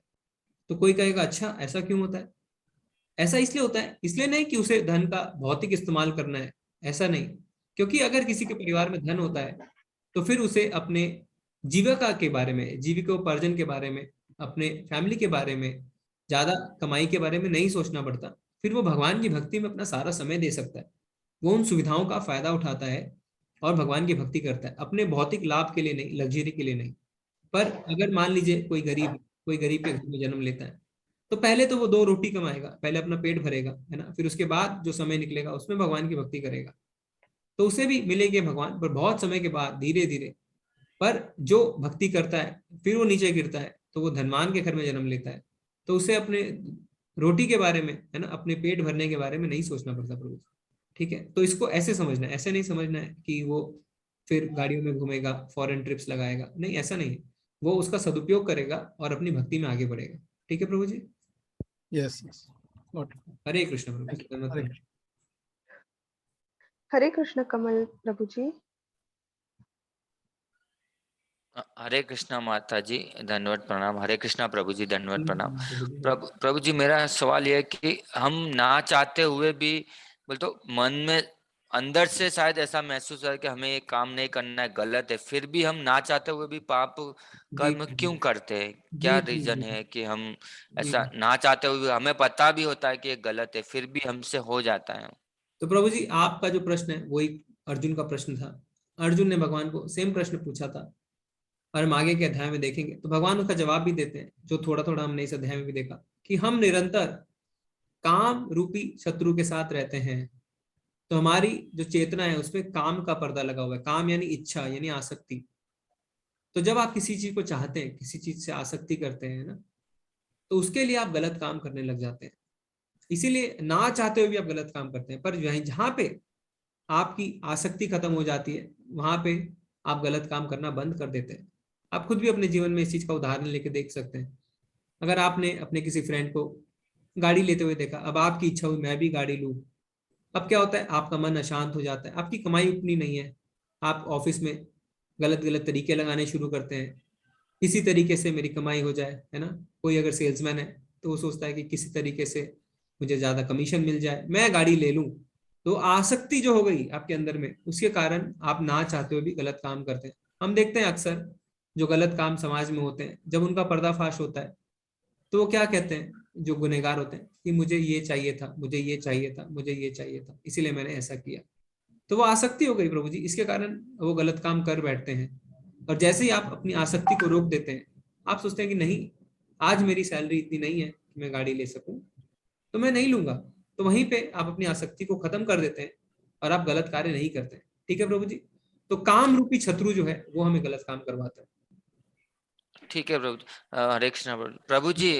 तो उसको रोके कैसे, जैसे बहुत जी जी दुविधा जी है तो उसको। तो आपको रोकना ऐसे ही है ना, जैसे हमने कहा कि अपने मन को अच्छे विचारों से भरना है, आसक्ति नहीं करनी है। अगर आपके मन में कोई ख्याल आता है तो वहीं रोक देना है। तो आप कैसे करेंगे उसको? अपने मन को अच्छे विचारों से भरेंगे, भगवान के विचारों से अपने मन को भरना है। तो कैसे करेंगे हम आगे देखते रहेंगे प्रभु जी। अभी तो हम दूसरे अध्याय में हैं, अभी 16 अध्याय शेष है। हम पूरे कोर्स में चर्चा करेंगे किस तरीके से हम भगवान के बारे में सोच के अपने मन को अच्छे विचारों से भर सकते हैं। ठीक है प्रभु जी। ठीक है प्रभु जी, धन्यवाद प्रभु जी। हरे हरे कृष्णा प्रभु। हरे कृष्ण प्रभु जी। हरे कृष्ण अभिषेक प्रभु जी। हरे कृष्ण माता जी। हरे कृष्णा हरे आचार्य जी। कृष्ण प्रभु जी। मेरा क्वेश्चन ये है कि क्या सच में भगवान है? क्योंकि गौतम बुद्ध जो थे वो कहते थे कि भगवान नहीं है, लेकिन जो स्वामी रामकृष्ण परमहंस ने उन्हें काली माँ के दर्शन होते थे वो कहते थे कि मुझे दिखती हैं साक्षात। तो मेरे अंदर एक बहुत बड़ा कंफ्यूजन है कि क्या रियल में भगवान होते भी हैं कि नहीं होते हैं? जी जी जी जी जी। तो भगवान तो है प्रभु जी, इसमें तो कोई आपको डाउट नहीं होना चाहिए। गौतम बुद्ध खुद भी भगवान के अवतार ही हैं। और परमहंस तो काफी लोग होते हैं, ऐसी कोई उसमें काफी, तो हाँ? इसमें हाँ नहीं, आफ्टरनून ही 3 दिन आएगा। मैं 3 दिन माता जी अनम्यूट। हाँ, तो इसमें प्रभु जी क्या है कि हमारे सारे शास्त्रों में लिखा हुआ है कि, और हमने देखा भी भगवान कौन है। आप इसको बहुत ज्यादा आपको दिमाग पे जोर डालने की आवश्यकता नहीं है ना। आप देख सकते हैं कि किस तरीके से जो हमारे आकाश में इतने ग्रह, किस तरीके से हमारा ग्रह सूर्य का चक्कर लगाता है, किस तरीके से आप सांस लेते हैं अपने आप, किस तरीके से हमारा खाना भी पचता है, किस तरीके से पानी का स्वाद होता है, वो सब भगवान ही है। भगवान अपनी विभूतियों के बारे में हमें अगले अध्यायों में बताएंगे कि किस तरीके से एक एक चीज में जो है वो भगवान है। तो आप उसको बिना भगवान के एक्सप्लेन भी नहीं कर सकते हैं। जैसे छोटी छोटी सी चीजों को है ना, शरीर क्या वैज्ञानिक बना सकते हैं, बाकी सब आप भूल जाइए। क्या हमारा डाइजेशन सिस्टम भगवान जो है वो बना सकता है कोई साइंटिस्ट? क्या वो मॉलिक्यूल्स और सेल्स को बना सकते हैं? क्या हम सूर्य ग्रह पे जा सकते हैं? क्या हम मंगल के अलावा और किसी ग्रह पे आगे जा सकते हैं? तो ये हम कुछ नहीं कर सकते हैं। तो ये है कैसे, ये अपने आप कैसे चल रहे हैं? तो ये हम थोड़ा सा भी अगर सोचेंगे ना प्रभु जी, हमें अपने आप समझ में आएगा। कई लोग भगवान का नाम लेने से कतराते हैं, कई लोग सोचते हैं प्रकृति नेचर है पर भगवान नहीं है। प्रकृति जो है, भगवान आगे कहेंगे मैया दक्षिण प्रकृति ही, यानी प्रकृति मेरी अध्यक्षता में ही काम करती है। कोई भी चीज ऑटोमेटिक नहीं होती है ना। खाना अपने आप कैसे पचता है? क्या आप अपने खाना खुद पचाते हैं? नहीं, आप तो खाना खा के भूल जाते हैं। तो ऑटोमेटिक तो कुछ भी नहीं होता है। जैसे एटीएम मशीन होती है, उसको भी किसी ने प्रोग्रामिंग किया है तब पैसे निकलते हैं। तो कोई तो है ना इसके पीछे, तो वो भगवान है प्रभु जी। ठीक है, भगवान आगे अध्याय में साफ साफ बताते भी हैं ये सारी जो सौर मंडल है वो मेरी अध्यक्षता में चल रहा है, प्रकृति मेरी अध्यक्षता में चल रही है। मैं पानी का स्वाद हूँ, मैं सूर्य की चंद्रमा हूँ, मैं सूर्य का आकाश, सूर्य के प्रकाश हूँ, चंद्रमा हूँ, चंद्रमा का प्रकाश हूँ, वनस्पतियों का रस हूँ, है ना। बहुत कुछ बताएंगे भगवान आगे अपने बारे में। तो आप थोड़ा सुनेंगे प्रभु जी, शायद आपका संशय दूर हो जाएगा। ठीक है, और भगवान के बहुत सारे वो भी हैं एविडेंस जो है वो हम धीरे धीरे बताएंगे प्रभु जी। आज तो सिर्फ दूसरा अध्याय है, हम आपको बताएंगे भगवान के बहुत सारे एविडेंस कि भगवान कैसे हैं। ठीक है, हरे कृष्णा। प्रभु जी वो लीव हो गए, शायद नहीं है। ओके, कोई बात नहीं, अगला ले लीजिए। हरे कृष्ण रिंकेश प्रभु जी। हरे कृष्ण माता जी। हरे कृष्ण प्रभु जी। हरे कृष्ण। मैं हाँ, जैसे आपने पतन के लिए 8 स्टेप जो बताया ना, तो उसमें जो हम लोग ऑब्जेक्ट को सोचते हैं तो वो आइदर बैड रहता है या गुड रहता है, राइट? तो गुड रहता है तो गुड में हम लोग जो टारगेट या एम बनाते हैं अपने लाइफ में, तो उसका अटैचमेंट वो सही है या गलत है? अगर वो हम लोग एंग्री भी नहीं करता है हमको, जो 5th स्टेज में भी नहीं लेके जाता है, तो वो हमारे लिए सही है या गलत है? जो हम लोग हमारा एम और टारगेट को अचीव करने के लिए, तो वो अल्टीमेटली अपने को पतन की साइड में लेके जाता है, या ये सोचना सही है या गलत है? जी जी प्रभु जी, इसमें गुड थिंग्स। जी जी, टारगेट होना गलत बात नहीं है। होना चाहिए, जैसे हमने देखा रिजल्ट ओरिएंटेड होना चाहिए, आसक्ति नहीं होनी चाहिए। हमें फर्क ढूंढना है यहाँ पे। आसक्ति यानी अटैचमेंट। जैसे एक माँ है, वो अपने बच्चे को बड़ा करती है, अगर वो उससे प्रेम करती है तो अलग बात है, आसक्ति करती है तो धृतराष्ट्र जैसा परिणाम निकल सकता है। तो अगर वो प्रेम करेगी तो उसकी गलत आदतों पे उसे डांटेगी, हो सकता है उसे एक थप्पड़ भी लगा दे, हो सकता है बच्चा 2 दिन तक खाना ना खाए। पर ऐसा नहीं कि माँ उसे प्रेम नहीं करती, पर माँ चाहती है कि वो गलत आदतों का शिकार ना हो। पर यही अगर कोई बच्चे से माँ आसक्त हो जाती है, कोई पिता उससे आसक्त हो जाता है, तो बच्चा बड़ों का अपमान ही क्यों ना कर डाले, वो उसे कुछ नहीं कहते। आगे जाके क्या होता है, वो बच्चा ही उन्हें बहुत ज्यादा नुकसान पहुंचाता है, जैसे कि कौरवों ने धृतराष्ट्र को पहुंचाया। तो ये प्रेम और आसक्ति में फर्क पता करना है हमें। तो कोई भी रिजल्ट से आसक्त नहीं होना है। ठीक है, अगर मैं 10 साल तक क्लास में प्रथम आया, बाद में अगर मैं कम नंबर आ गए तो कोई बात नहीं है ना, भगवान की इच्छा, ऐसा समझ के हमें आगे बढ़ना चाहिए। पर अगर हम आसक्त हो जाए, क्यों मेरे साथ ऐसा हो गया, तो हम फिर गलत परिणाम की ओर जाएंगे। तो रिजल्ट होना ठीक है, टारगेट रखना ठीक है, पर अगर वो टारगेट नहीं मिलता है, अगर हम उसे डिस्टर्ब हो रहे हैं, तो वो आसक्ति हो गई है प्रभु जी। पर अगर उसे हम डिस्टर्ब नहीं हो रहे हैं, तब कोई दिक्कत वाली बात नहीं है। तो आसक्ति से बचना है। ठीक है प्रभु जी। अच्छा प्रभु जी। जी जी जी जी, हरे कृष्ण। हरे कृष्ण प्रभु जी। हरे कृष्ण सोनिका माता जी। हरे कृष्ण सोनिका माता जी। हरे कृष्ण। हरे कृष्ण माता जी। हरे कृष्ण। हरे कृष्ण प्रभु जी। जी माता जी। प्रभु जी, मेरा ये प्रश्न है कि आपने बताया कि ब्रह्म ज्योति होती है, उसके बाद परमात्मा होते हैं, उसके बाद परमेश्वर होते हैं। तो परमात्मा को की जो अनुभूति कर पाते हैं, क्या वो ठीक से नहीं समझ पाते भगवान को? क्योंकि हमने ऐसे सुना कि भक्त मतलब भगवान को पूरे रूप में देख पाते हैं, जान पाते हैं। तो क्या परमात्मा को जो योगी देखते हैं, वो उनके पूर्ण रूप को नहीं जान पाते हैं? जी जी, तो माता जी परमात्मा हमारे हृदय में है। तो अष्टांग योगी जो होते हैं ना, अष्टांग योगी हम आगे पढ़ेंगे 6ठे अध्याय में। तो वो बहुत ही कड़े जो योग का पालन करते हैं, यम नियम आसन प्राणायाम, आगे बहुत ही ज्यादा कठिन, फिर वो परमात्मा को महसूस कर पाते हैं।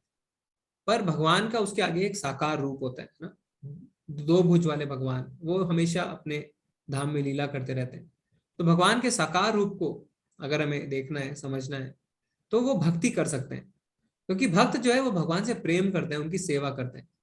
तो जैसे अष्टांग योगी है, वो क्या करेंगे, वो पवित्र स्थान पे जाएंगे, एकांत स्थान पे जाएंगे, आसन लगाएंगे, बैठ जाएंगे और ध्यान करेंगे। तो वो अपने लिए कर रहे हैं, बहुत कड़ी तपस्या करते हैं, तब वो परमात्मा को महसूस करते हैं। पर जो भक्त होता है वो क्या करता है, वो सबको जोड़ता है, सबको साथ लेके चलता है, भगवान का कीर्तन करता है, भगवान का ज्ञान का प्रचार प्रसार करता है, भगवान की पूजा करता है, आरती करता है ना, जैसे इस्कॉन के मंदिरों में होता है। तो वो सिर्फ अपनी प्रगति नहीं चाहता, वो सारे लोगों की प्रगति चाहता है, जिससे सारे लोग आगे बढ़े। तो भक्त को जो है, भगवान को भक्त बहुत पसंद है। भगवान आगे हमें बताएंगे 6ठे अध्याय में कि जितने भी योगी होते हैं, जो कर्म योगी, ज्ञान योगी, ध्यान योगी, अष्टांग योगी, भक्त, उनमें उनको सबसे ज्यादा प्रिय कौन है, वो भी भगवान बताएंगे। और वो बताते हैं कि जो हमेशा मेरी भक्ति करता है, श्रद्धा पूर्वक मेरे परायण है, वो मुझे प्रिय है। तो क्योंकि हम जब भगवान से प्रेम करते हैं ना, हम भगवान की सेवा करते हैं, तो वो भगवान को बहुत ज्यादा पसंद आती है। तो उससे फिर हम भगवान का जो है साकार रूप के दर्शन कर सकते हैं। पर अष्टांग योगी वो सिर्फ अपने लिए कार्य करता है ना, वो अपने ही प्रगति चाहता है। ठीक है माता जी। हरे कृष्ण। सोनिका माता जी आप अनम्यूट कर लीजिए। हरे कृष्ण। धन्यवाद प्रभु जी। जी जी जी, हरे कृष्ण। हरे कृष्ण। माता जी मैं कुछ चैट से ले लेता हूँ। जी प्रभु जी। क्रोध पर नियंत्रण कैसे पाएं, हमेशा भगवान मन में लगे रहे। रमेश प्रभु जी हम इसका आगे करेंगे, कैसे हमेशा भगवान हमारे मन में रह सकते हैं। आप थोड़ा सा सब्र रखिए, इस कोर्स में हम सब कुछ सीखेंगे। भगवान ने इस सृष्टि को दुखालय बनाया है, तो ऐसा क्यों है, सबके जीवन में सब सुखमय क्यों नहीं है। सुबोध प्रभु जी कह रहे हैं क्योंकि प्रभु जी हम भगवान के साथ भगवान के धाम में थे, हमने भोग करने की इच्छा करी, हमने कहा कि हमें भी भोग करना है, तो भगवान ने बोला ठीक है आपको भोग करना है तो आप जाइए। तो फिर यहाँ पे हम आ गए है ना, तो हमने खुद अपने लिए चुना है। और ये दुखालय हम इसलिए है क्योंकि जब तक हम दुखों का सामना नहीं करते हैं, हम क्या है, भगवान की भक्ति में नहीं लग पाते, हम भोग में ही खुश रहते हैं। अगर हमेशा ही भोग करते रहेंगे तो फिर हम कभी भी भगवान की भक्ति में लग नहीं पाएंगे, अपने घर वापस नहीं जा पाएंगे। तो इस चीज को हम आगे भी पढ़ेंगे उदाहरण के साथ कि किस तरीके से भगवान ने जो सृष्टि का निर्माण किया है वो इस तरीके से किया है कि धीरे धीरे हम वापस अपने धाम को वापस जा सके, वापस अपने घर जा सके। ठीक है प्रभु जी। मेरा क्वेश्चन ये था कि हमने किसी चीज से ज्यादा लगाव या प्रेम हो जाता है तो चीज हासिल नहीं होने पर हमें तकलीफ होती, क्यों होती है? हाँ तकलीफ होती है क्योंकि उससे आसक्ति हो गई है ना। और सिर्फ तकलीफ ही नहीं होती है प्रभु जी, फिर आगे जाके हमारा बहुत बड़ा नुकसान भी हो सकता है। हम गुरु कैसे धारण कर सकते हैं और जो हमारा समय पे मार्गदर्शन कर सके? ऐसे गुरु जब गलत रास्ते पे जाने लगे तो वो हमारा हाथ पकड़ के हमें संभाल लें। मेरा एक ठीक है प्रभु जी, जो गुरु धारण करने की बात है हम आगे देखेंगे 4थे अध्याय में। भगवान कहते हैं कि किस तरीके से हमें गुरु शिष्य परंपरा जो है उससे ही भगवत ज्ञान लेना चाहिए। एवं परंपरा प्राप्तम इमम राजर्षयो विदु स काले नियमता योगो नष्टा परंतपा। किस तरीके से हमें गुरु शिष्य परंपरा से ही ज्ञान लेना चाहिए और वो क्या परंपराएं हैं, हम कैसे उन परंपराओं को पहचान सकते हैं और कैसे गुरु धारण कर सकते हैं। 4थे अध्याय में प्रभु जी हम इसकी डिस्कशन करेंगे, हम गुरु कैसे धारण कर सकते हैं। ठीक है प्रभु जी। गुरु जी हम कुछ भी गलत करते हैं और पता होता है फिर भी गलत की ओर उन्मुख हो जाते हैं। जी माता जी, जैसा हमने देखा। और आगे कृष्ण जी को जब अर्जुन पूछते हैं सवाल तो उसमें भी हम वापस इसका जवाब देखेंगे। अभी आपने एक बात बोली कि भगवान अगर रूम में होते हैं तो गुरु जी, एक अलग सा क्वेश्चन है मेरा कि राजस्थान में रामदेव बाबा का अवतार देवता है। अगर कोई कहता है मैं भगवान हूं तो प्रभुपाद जी कहते थे if somebody saying I am God then he's a dog, क्योंकि भगवान कोई नहीं हो सकता है, भगवान सिर्फ भगवान है और जीवात्मा अलग है, भगवान अलग है ना। तो अगर कोई कहता है कि आई एम गॉड तो he is actually a dog. हम 11वें अध्याय में देखेंगे जब भगवान अपना विराट रूप दिखाते हैं। तो अगर कोई कहता है मैं भगवान हूं तो आप उसकी परीक्षा ले सकते हैं। तो उसके लिए आप 11वें अध्याय का इंतजार करिए, तो उसको आप बोल सकते हैं कि ठीक है अगर आप भगवान हैं तो आप ऐसा करके दिखाइए तो मैं मान सकती हूँ कि आप भगवान है। प्रभुपाद जी को एक बार उनके शिष्य ने कहा था कि प्रभुपाद जी आप तो भगवान है। प्रभुपाद जी इतने ज्यादा क्रोधित हो गए, उन्होंने उनको इस्कॉन से बाहर कर दिया। उन्होंने कहा हम भगवान के सेवक हैं, वो भी सेवक बनने की कोशिश कर रहे हैं। तो कोई भी अगर कहता है मैं भगवान हूं तो वो एक्चुअली में डॉग है। अतुल पालीवाल प्रभु जी आप हैंड रेस करिए, हम आपको अनम्यूट करेंगे। हैंड रेज है प्रभु जी उनका। ठीक है माता जी। सुरेंद्र प्रभु जी कहते हैं आशा करता हूं कि आपकी प्रभु जी सब भगवान की और गुरु महाराज की कृपा है। मोह क्या होता है और इसे किस प्रकार से हम पर बुरा प्रभाव पड़ता है? ठीक है संजीव प्रभु जी, हमने देखा कि क्रोध के बाद मोह आता है। मोह का अर्थ होता है कि हम भ्रमित होना शुरू हो जाते हैं। ठीक है, हमें यह ज्ञात नहीं रहता कि क्या सही है और क्या गलत। उसका बुरा प्रभाव यही पड़ता है कि मोह में फिर हमारी स्मृति भ्रमित हो जाती है, हमारे इंटेलिजेंस बुद्धि का विनाश हो जाता है और हमारा पतन हो जाता है। ठीक है प्रभु जी। नेगेटिव विचार कैसे दूर करें संगीता माता जी? तो हमने जैसा कहा आप ये ना सोचे नेगेटिव विचार दूर हो, नहीं, आप पॉजिटिव विचार को मन में लाएं। और भगवान से ज्यादा पॉजिटिव कोई नहीं है। तो हम देखेंगे जैसा हमने उदाहरण देखा कि गिलास में 1 गिलास पानी ही आ सकता है। अब आपको डिसाइड करना है कि उस गिलास में आपको गंदा पानी भरना है या आपको दूध भरना है या आपको जूस भरना है। ठीक है माता जी।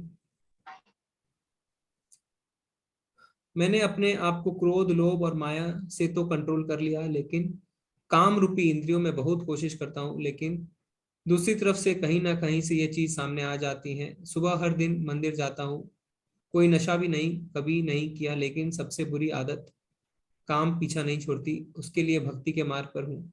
जी प्रभु जी। तो भगवान कहते हैं अपनी इंद्रियों को, है ना, हमारे इंद्रिय जो है ना वो घोड़े की तरह है, भागते हैं इधर से उधर। तो इनको मन रूपी लगाम से हम कंट्रोल कर सकते हैं और मन को बुद्धि से कंट्रोल कर सकते हैं। तो हमें क्या करना है, अपनी इंद्रियों को भगवान की सेवा में लगाना है। जब हम अपनी इंद्रियों को भगवान की सेवा में लगाएंगे तो हम गलत कार्य नहीं करेंगे।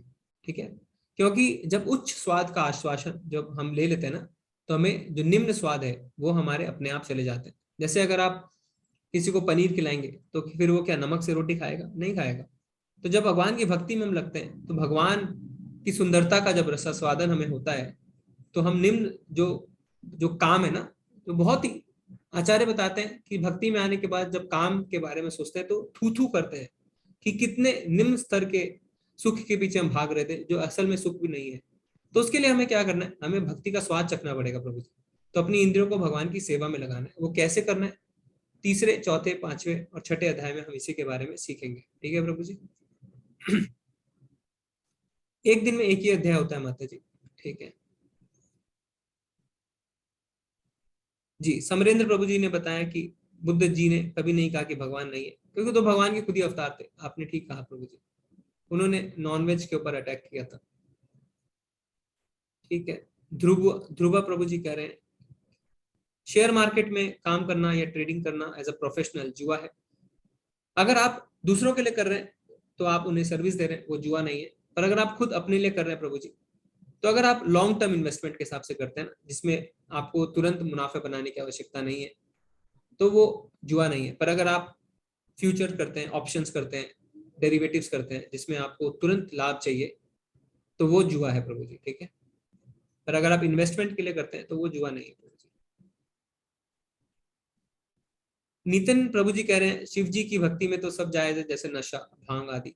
प्रभु जी किसने कहा ये सब गलत है, ये सरासर गलत है ना, ऐसा बिल्कुल नहीं है। तो शिव जी ने तो फिर वो पिया, जहर पिया था ना, तो हम भी पी सकते हैं क्या जहर? तो अगर उनकी भक्ति में सब जायज है तो हमें जहर पी लेना चाहिए, पर हम ऐसा नहीं करते। क्यों? हम अपनी बुद्धि लगाते हैं कि हमें जहर नहीं पीना है, तो हम बहाने खोजते हैं प्रभु जी, ये गलत है। तो जो हम कर सकते हैं ना, मदिरा पान तो हम भगवान का नाम लेके कर लेते हैं। तो भगवान ने तो अपने शरीर पे शमशान की राख मली, तो हम मल सकते हैं क्या? तो हमें अनुकरण नहीं करना, हमें अनुसरण करना है। ये गलत है, ऐसा कहीं भी नहीं लिखा है। ये जो गलत आदतों में जाते हैं वो भगवान को एक कारण बना के ऐसा करने की कोशिश करते हैं। ठीक है प्रभु जी। क्या भक्ति ध्यान से भी श्रेष्ठ है? जी प्रभु जी, ध्यान योग से श्रेष्ठ है भक्ति योग। इसका भगवान छठे अध्याय के 47वें श्लोक में हमें खुद ही बता देंगे कि जितने योगी होते हैं, योगी नाम अपि सर्वेशाम मत गतेन अंतरात्मना, तो जो हमेशा मेरे बारे में सोचता रहता है वो सबों में सर्वश्रेष्ठ है। भगवान हमें छठे अध्याय के 47वें श्लोक में बताएंगे प्रभु जी। ठीक है, ठीक है, ठीक है माता जी, अभी आप हैंड रेज ले लीजिए। जी प्रभु जी। हरे कृष्ण संगीता माता जी। हरे कृष्ण संगीता माता जी, अनम्यूट कीजिए। हरे कृष्ण अतुल प्रभु जी। हरे कृष्ण। हरे कृष्ण प्रभु जी। प्रभु जी हरे कृष्ण, दंडवत। दंडवत प्रणाम प्रभु जी। लगभग 1000 सालों से अगर हम देखें तो बहुत सारे संत महात्मा होके गए, आगे भी होते रहेंगे। पर ऐसा जाना जाता है कि जैसे भगवान श्री कृष्ण जी बहुत मूल है पूरे सृष्टि का, और रचयिता है, ब्रह्मांड का रचयिता है, पर इसके बावजूद भी बहुत सारे संतों महात्माओं ने कुछ अलग भगवानों का रूप लेके या अनेक भगवानों के बारे में बता के समाज में अलग अलग देवताओं की स्थापना की गई। जैसे गुरु दत्त भगवान हो गए, या बालाजी, तिरुपति बालाजी भगवान है, और गणेश भगवान है। ऐसे बहुत सारे भगवान हैं अपने। तो होता क्या है कि साधारण परिवार में जो हमारे दादाजी जिसकी पूजा करते आए, आगे फिर दत्त भगवान का ही ध्यान लगाते हैं, या तिरुपति बालाजी भगवान है, तो ये कंफ्यूजन बहुत बढ़ते जाता है। फिर जरा कंफ्यूज होने के बाद फिर वापस अभी कृष्ण भगवान फिर सभी का रूप यही है क्या? अगर है तो फिर अलग अलग संतों ने क्यों एक ही रूप को लेके सब समाज के सामने क्यों नहीं रखने की कोशिश करी? जी जी जी जी जी। तो प्रभु जी हम कहते हैं हमारे 33 करोड़ देवी देवता है ना, तो हमें पहले समझना है कि भगवान जो है, जैसा आपने कहा, वो है भगवान श्री कृष्ण। भागवतम में ब्रह्मा जी कहते हैं एते यांश फला पुंसा कृष्णस्तु भगवान स्वयं। कृष्णस्तु भगवान स्वयं, यानी कृष्ण आप भगवान है। ईश्वर परम कृष्ण अनादिरादि गोविंद। परम भगवान है ना, भगवान खुद ही ईश्वर परम कृष्ण, भगवान कृष्ण ही ईश्वर है और परम है। अनादिरादि गोविंद, आदि पुरुष है। ये है भगवान। फिर होता है देवी देवता। देवी देवता क्या होता है प्रभु जी?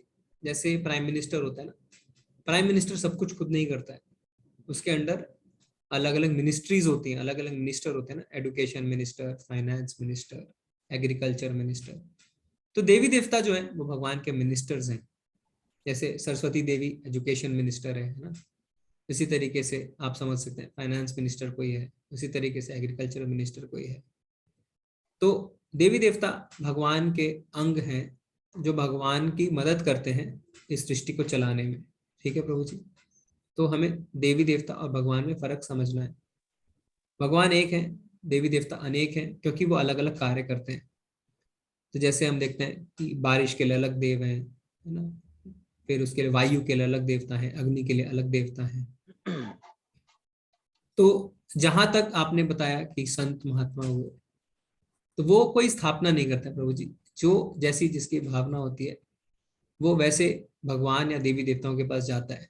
तो हमें जब भौतिक चीजों की इच्छा होती है तो हम देवी देवताओं के पास जाते हैं, मुझे ये चाहिए, मुझे ये चाहिए, मुझे ये चाहिए। पर क्या होता है, देवी देवता जब हमें वो प्रदान करते हैं तो जरूरी नहीं है कि वो हमारे लिए श्रेष्ठकर हो। जैसे मान लीजिए कि आपको किसी चीज की आवश्यकता है, जैसे मान लीजिए, जैसे हम उदाहरण देते हैं, आपको पीठ में खुजली हो रही है, आप खुद नहीं कर पाते हैं, आप अपने किसी दोस्त को बोलते हैं, दोस्त आपकी मदद करता है, पर फिर क्या होता है, वहां पे आपको रैशेस हो जाते हैं, या हो सकता है कि आपकी खाल भी छिल जाए। तो क्या हुआ, अब आप दोस्त को आरोप देंगे कि तूने ऐसा किया? नहीं, आपको कुछ चीज चाहिए थी, आपने दोस्त को बोला, आपके दोस्त ने कर दिया, पर उसने ये नहीं सोचा कि वो आपके लिए श्रेयस है या प्रेयस है। तो देवी देवता ऐसा होते हैं। तो जैसे मान लीजिए किसी माता जी को पुत्र चाहिए, उसे पुत्र नहीं हो रहा है, उसने देवी देवताओं की पूजा की और उसे बहुत तपस्या के बाद एक पुत्र मिला, फिर बुढ़ापे में वो पुत्र उसे छोड़ के चला जाता है। तो माता को लगता है कि मैंने इसके लिए इतनी तपस्या करी और जब मुझे सबसे ज्यादा इसकी आवश्यकता है तो ये मुझे छोड़ के चला गया।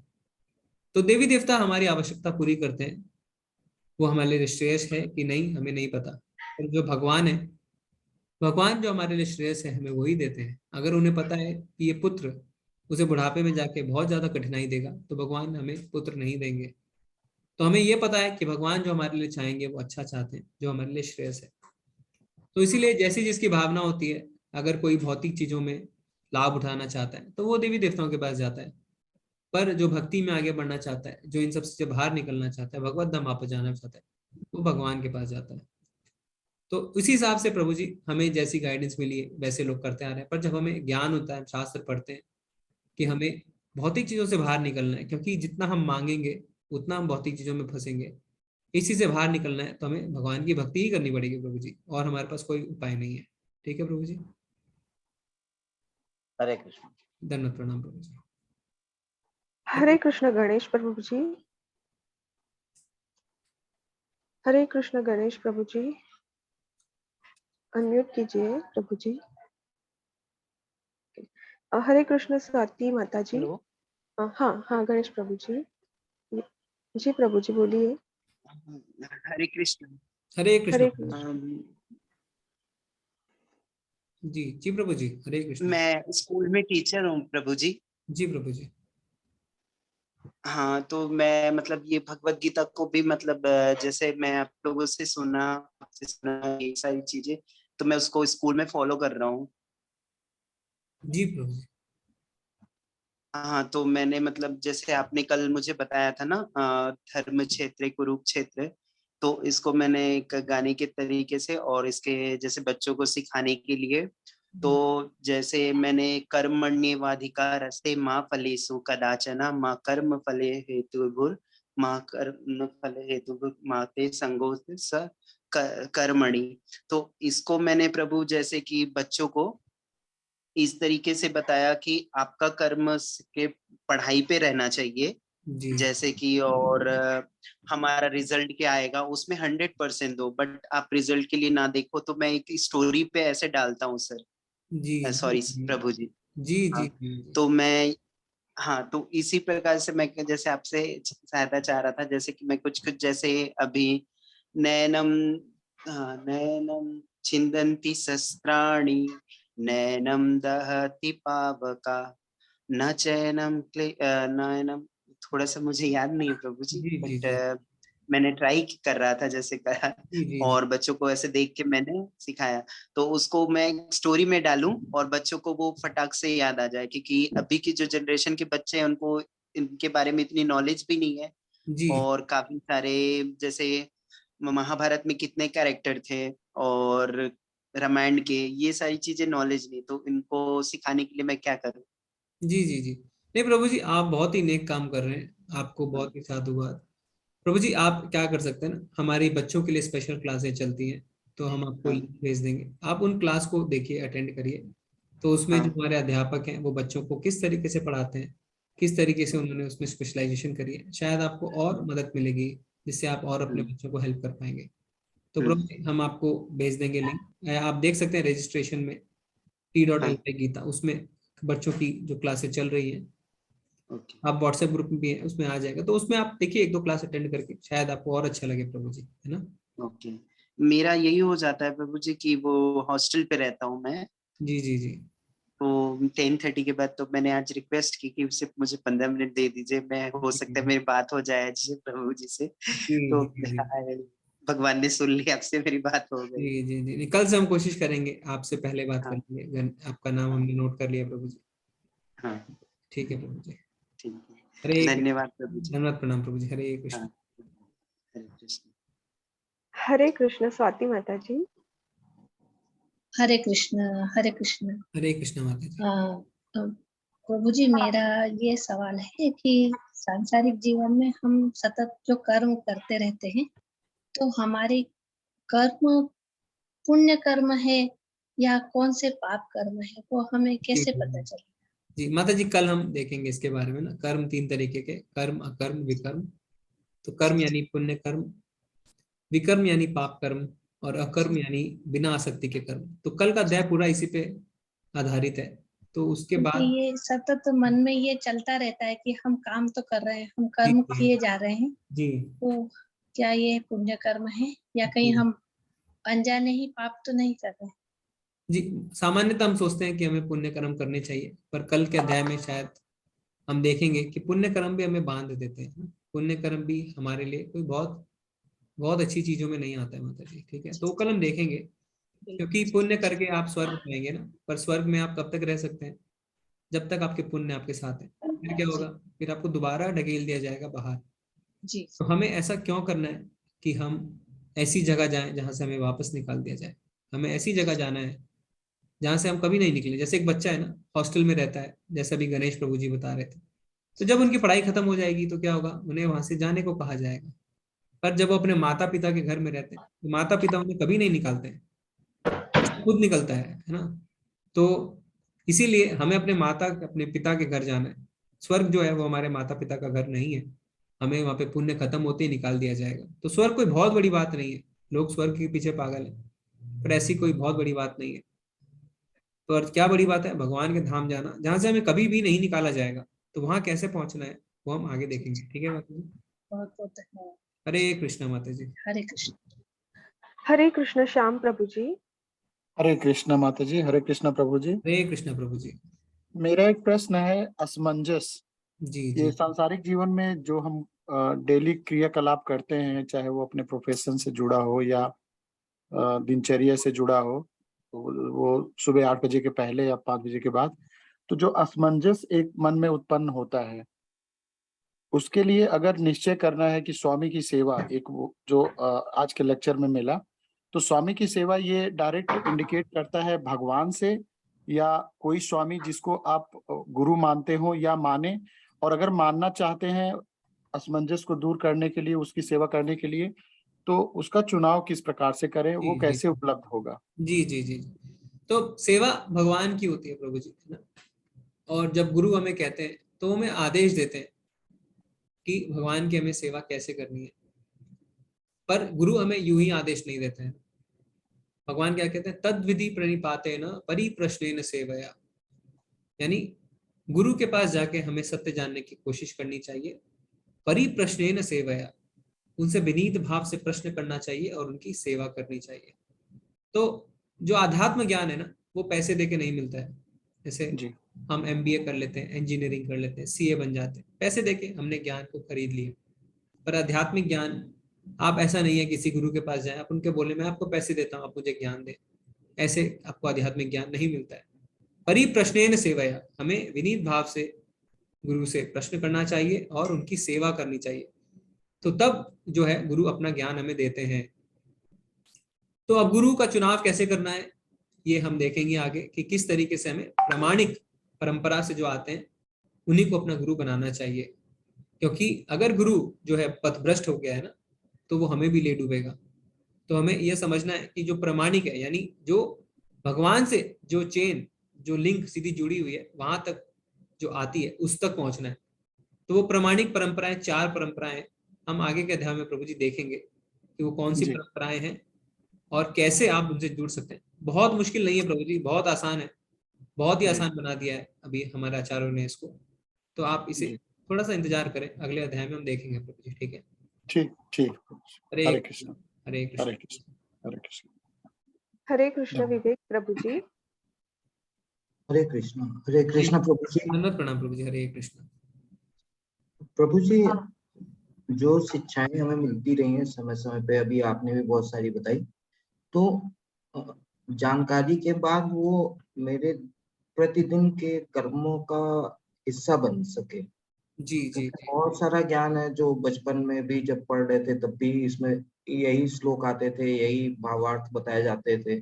जी। और कहीं ना कहीं इन चीजों की समझ कुछ हद तक उस समय पे भी आई, बट जैसे जैसे बड़े होते गए, भौतिक चीजों में उलझते चले गए, कहीं ना कहीं ये चीजें फिर से डे टू डे अफेयर्स का पार्ट नहीं रही। जी। और दोबारा से उसको जाना पड़ता है, फिर से वो रियलाइज करना पड़ता है, या सत्संग या पठन से या सुनने से वो रिफ्रेश तो हो जाती है। लेकिन वही फिर कल सुबह उठेंगे, फिर दिन में कुछ कुछ चीजें होंगी और फिर से कहीं ना कहीं जी सही रास्ते की बजाय कहीं ना कहीं डिस्ट्रैक्शन या डाइवर्जन होता रहता है। जी प्रभु जी, इसलिए भगवान ने योगा स्टेयर बोलते हैं हम। योगा मतलब भगवान से जुड़ना, स्टेयर केस मतलब सीढ़ियां। तो कैसे भगवान से जुड़ने की जो सीढ़ी है उसका सबसे पहला जो कदम है भगवान बताते हैं कर्म कांड के बाद कर्म योग, फिर ज्ञान योग, फिर ध्यान योग, फिर भक्ति योग। तो अगर हम सबसे पहला समझे तो हम कर्म योग समझ सकते हैं। कर्म योग यानी कर्मों से भगवान से जुड़ना। क्योंकि हो सकता है आपने जैसा कहा, आपने कुछ पढ़ा, आप भूल गए, आपने अपने जीवन में उसे उतार नहीं पाए आप। पर कर्म जब करते हैं, भगवान के लिए कर्म करते हैं, तो कर्म आप करेंगे तो आपको फिजिकल एक्टिविटी करनी पड़ेगी ना प्रभु जी। तो शुरुआत उससे होती है। तो वो अगले अध्याय में हम देखेंगे कि किस तरीके से अपने कर्मों से हम भगवान से जुड़ सकते हैं। तो ऐसे कैसे हम कर्म कर सकते हैं, किस तरीके से हम अपने कर्मों को भगवान से जोड़ सकते हैं। फिर धीरे धीरे क्या होगा, जब अपने कर्मों को आप भगवान से जोड़ लेंगे, फिर आपको लगेगा मैं भगवान के बारे में थोड़ा जान लूं। फिर जब आप तब भगवान के बारे में जानेंगे, जब शास्त्र पढ़ेंगे, तो आप उसको आत्मसात भी कर पाएंगे। तो हम 1-2 दिनों में प्रभु जी आपको तरीके भी बताएंगे कि किस तरीके से हम धीरे धीरे भगवान को अपने जो व्यवहारिक तरीके से, प्रैक्टिकल तरीके से अपने जीवन में ला सकते हैं। ऐसा नहीं कि हमने ज्ञान दिया हम भूल गए, ऐसा नहीं है। किस तरीके से हम प्रैक्टिस कर सकते हैं। प्रभुपाद जी ने भक्ति को इंग्लिश में क्या कहा है, डिवोशनल सर्विस। सिर्फ डिवोशन कह के उन्होंने नहीं छोड़ा, उन्होंने कहा डिवोशनल सर्विस। तो जब हम सर्विस करते हैं तो उसमें समय लगता है, उसमें हमारी फिजिकल एक्टिविटीज लगती है, इंद्रियां लगती हैं। तो धीरे धीरे फिर आप जुड़ना शुरू करते हैं। तो आप बने रहिए प्रभु जी, आप अपने आप 18 दिन के बाद हम आपसे बात करेंगे कि आपको धीरे धीरे थोड़ा समझ में आएगा कि किस तरीके से आप भगवान को रोज अपने जीवन में ला सकते हैं। ठीक है प्रभु जी, हरे कृष्ण प्रभु।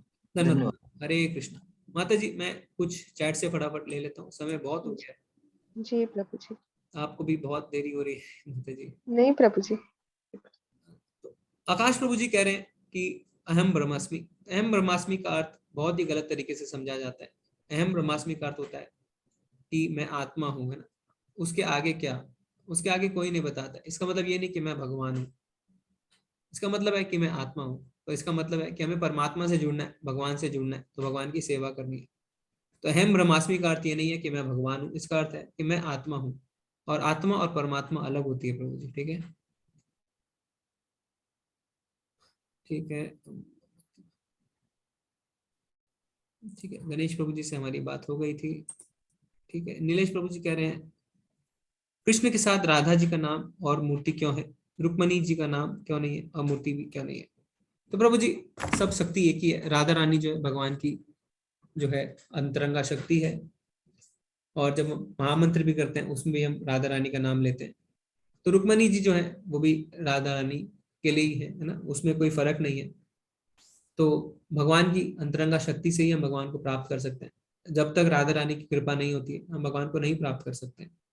तो रुक्मणी में और राधा रानी में कोई फर्क नहीं है, भगवान की शक्तियां ही है। ठीक है, ये सब जो है हमारे समाज में गलत गलत धारणाएं फैलाई गई हैं, ये हमारे धर्म को जो डिस्टेबलाइज करना चाहते हैं ना वो फैलाते हैं सब, पर हमें इन सब में नहीं जाना है। जब हम शास्त्र पढ़ते हैं तो हमें सब कुछ अपने आप समझ में आ जाता है। और राधा रानी भी भगवान की शक्ति है अल्टीमेटली सब भगवान ही। ठीक है प्रभु जी, ठीक है माता जी, तो सारे प्रश्न हो गए हैं जी प्रभु जी, ओके। बहुत देरी हो गई जी, तो हम आज क्लास को एंड करते हैं। और आप सब बने रहिए, आप सब बहुत ही अच्छे तरीके से जो है श्रवण कर रहे हैं। कल श्लोका ऑफ द डे आप करके आएंगे 2.7, जिसमें अर्जुन जो है भगवान की शरणागति लेता है, और फिर 5 मिनट पहले क्लास के हम आपसे पठन करवाएंगे। तो अभी हम जो है प्रणाम मंत्र करते हैं, फिर आगे चलते हैं। वांछा कल्पतरुभ्यश्च कृपा सिंधुव एव च पतितनां पावनेभ्यो वैष्णवेभ्यो नमो नमः।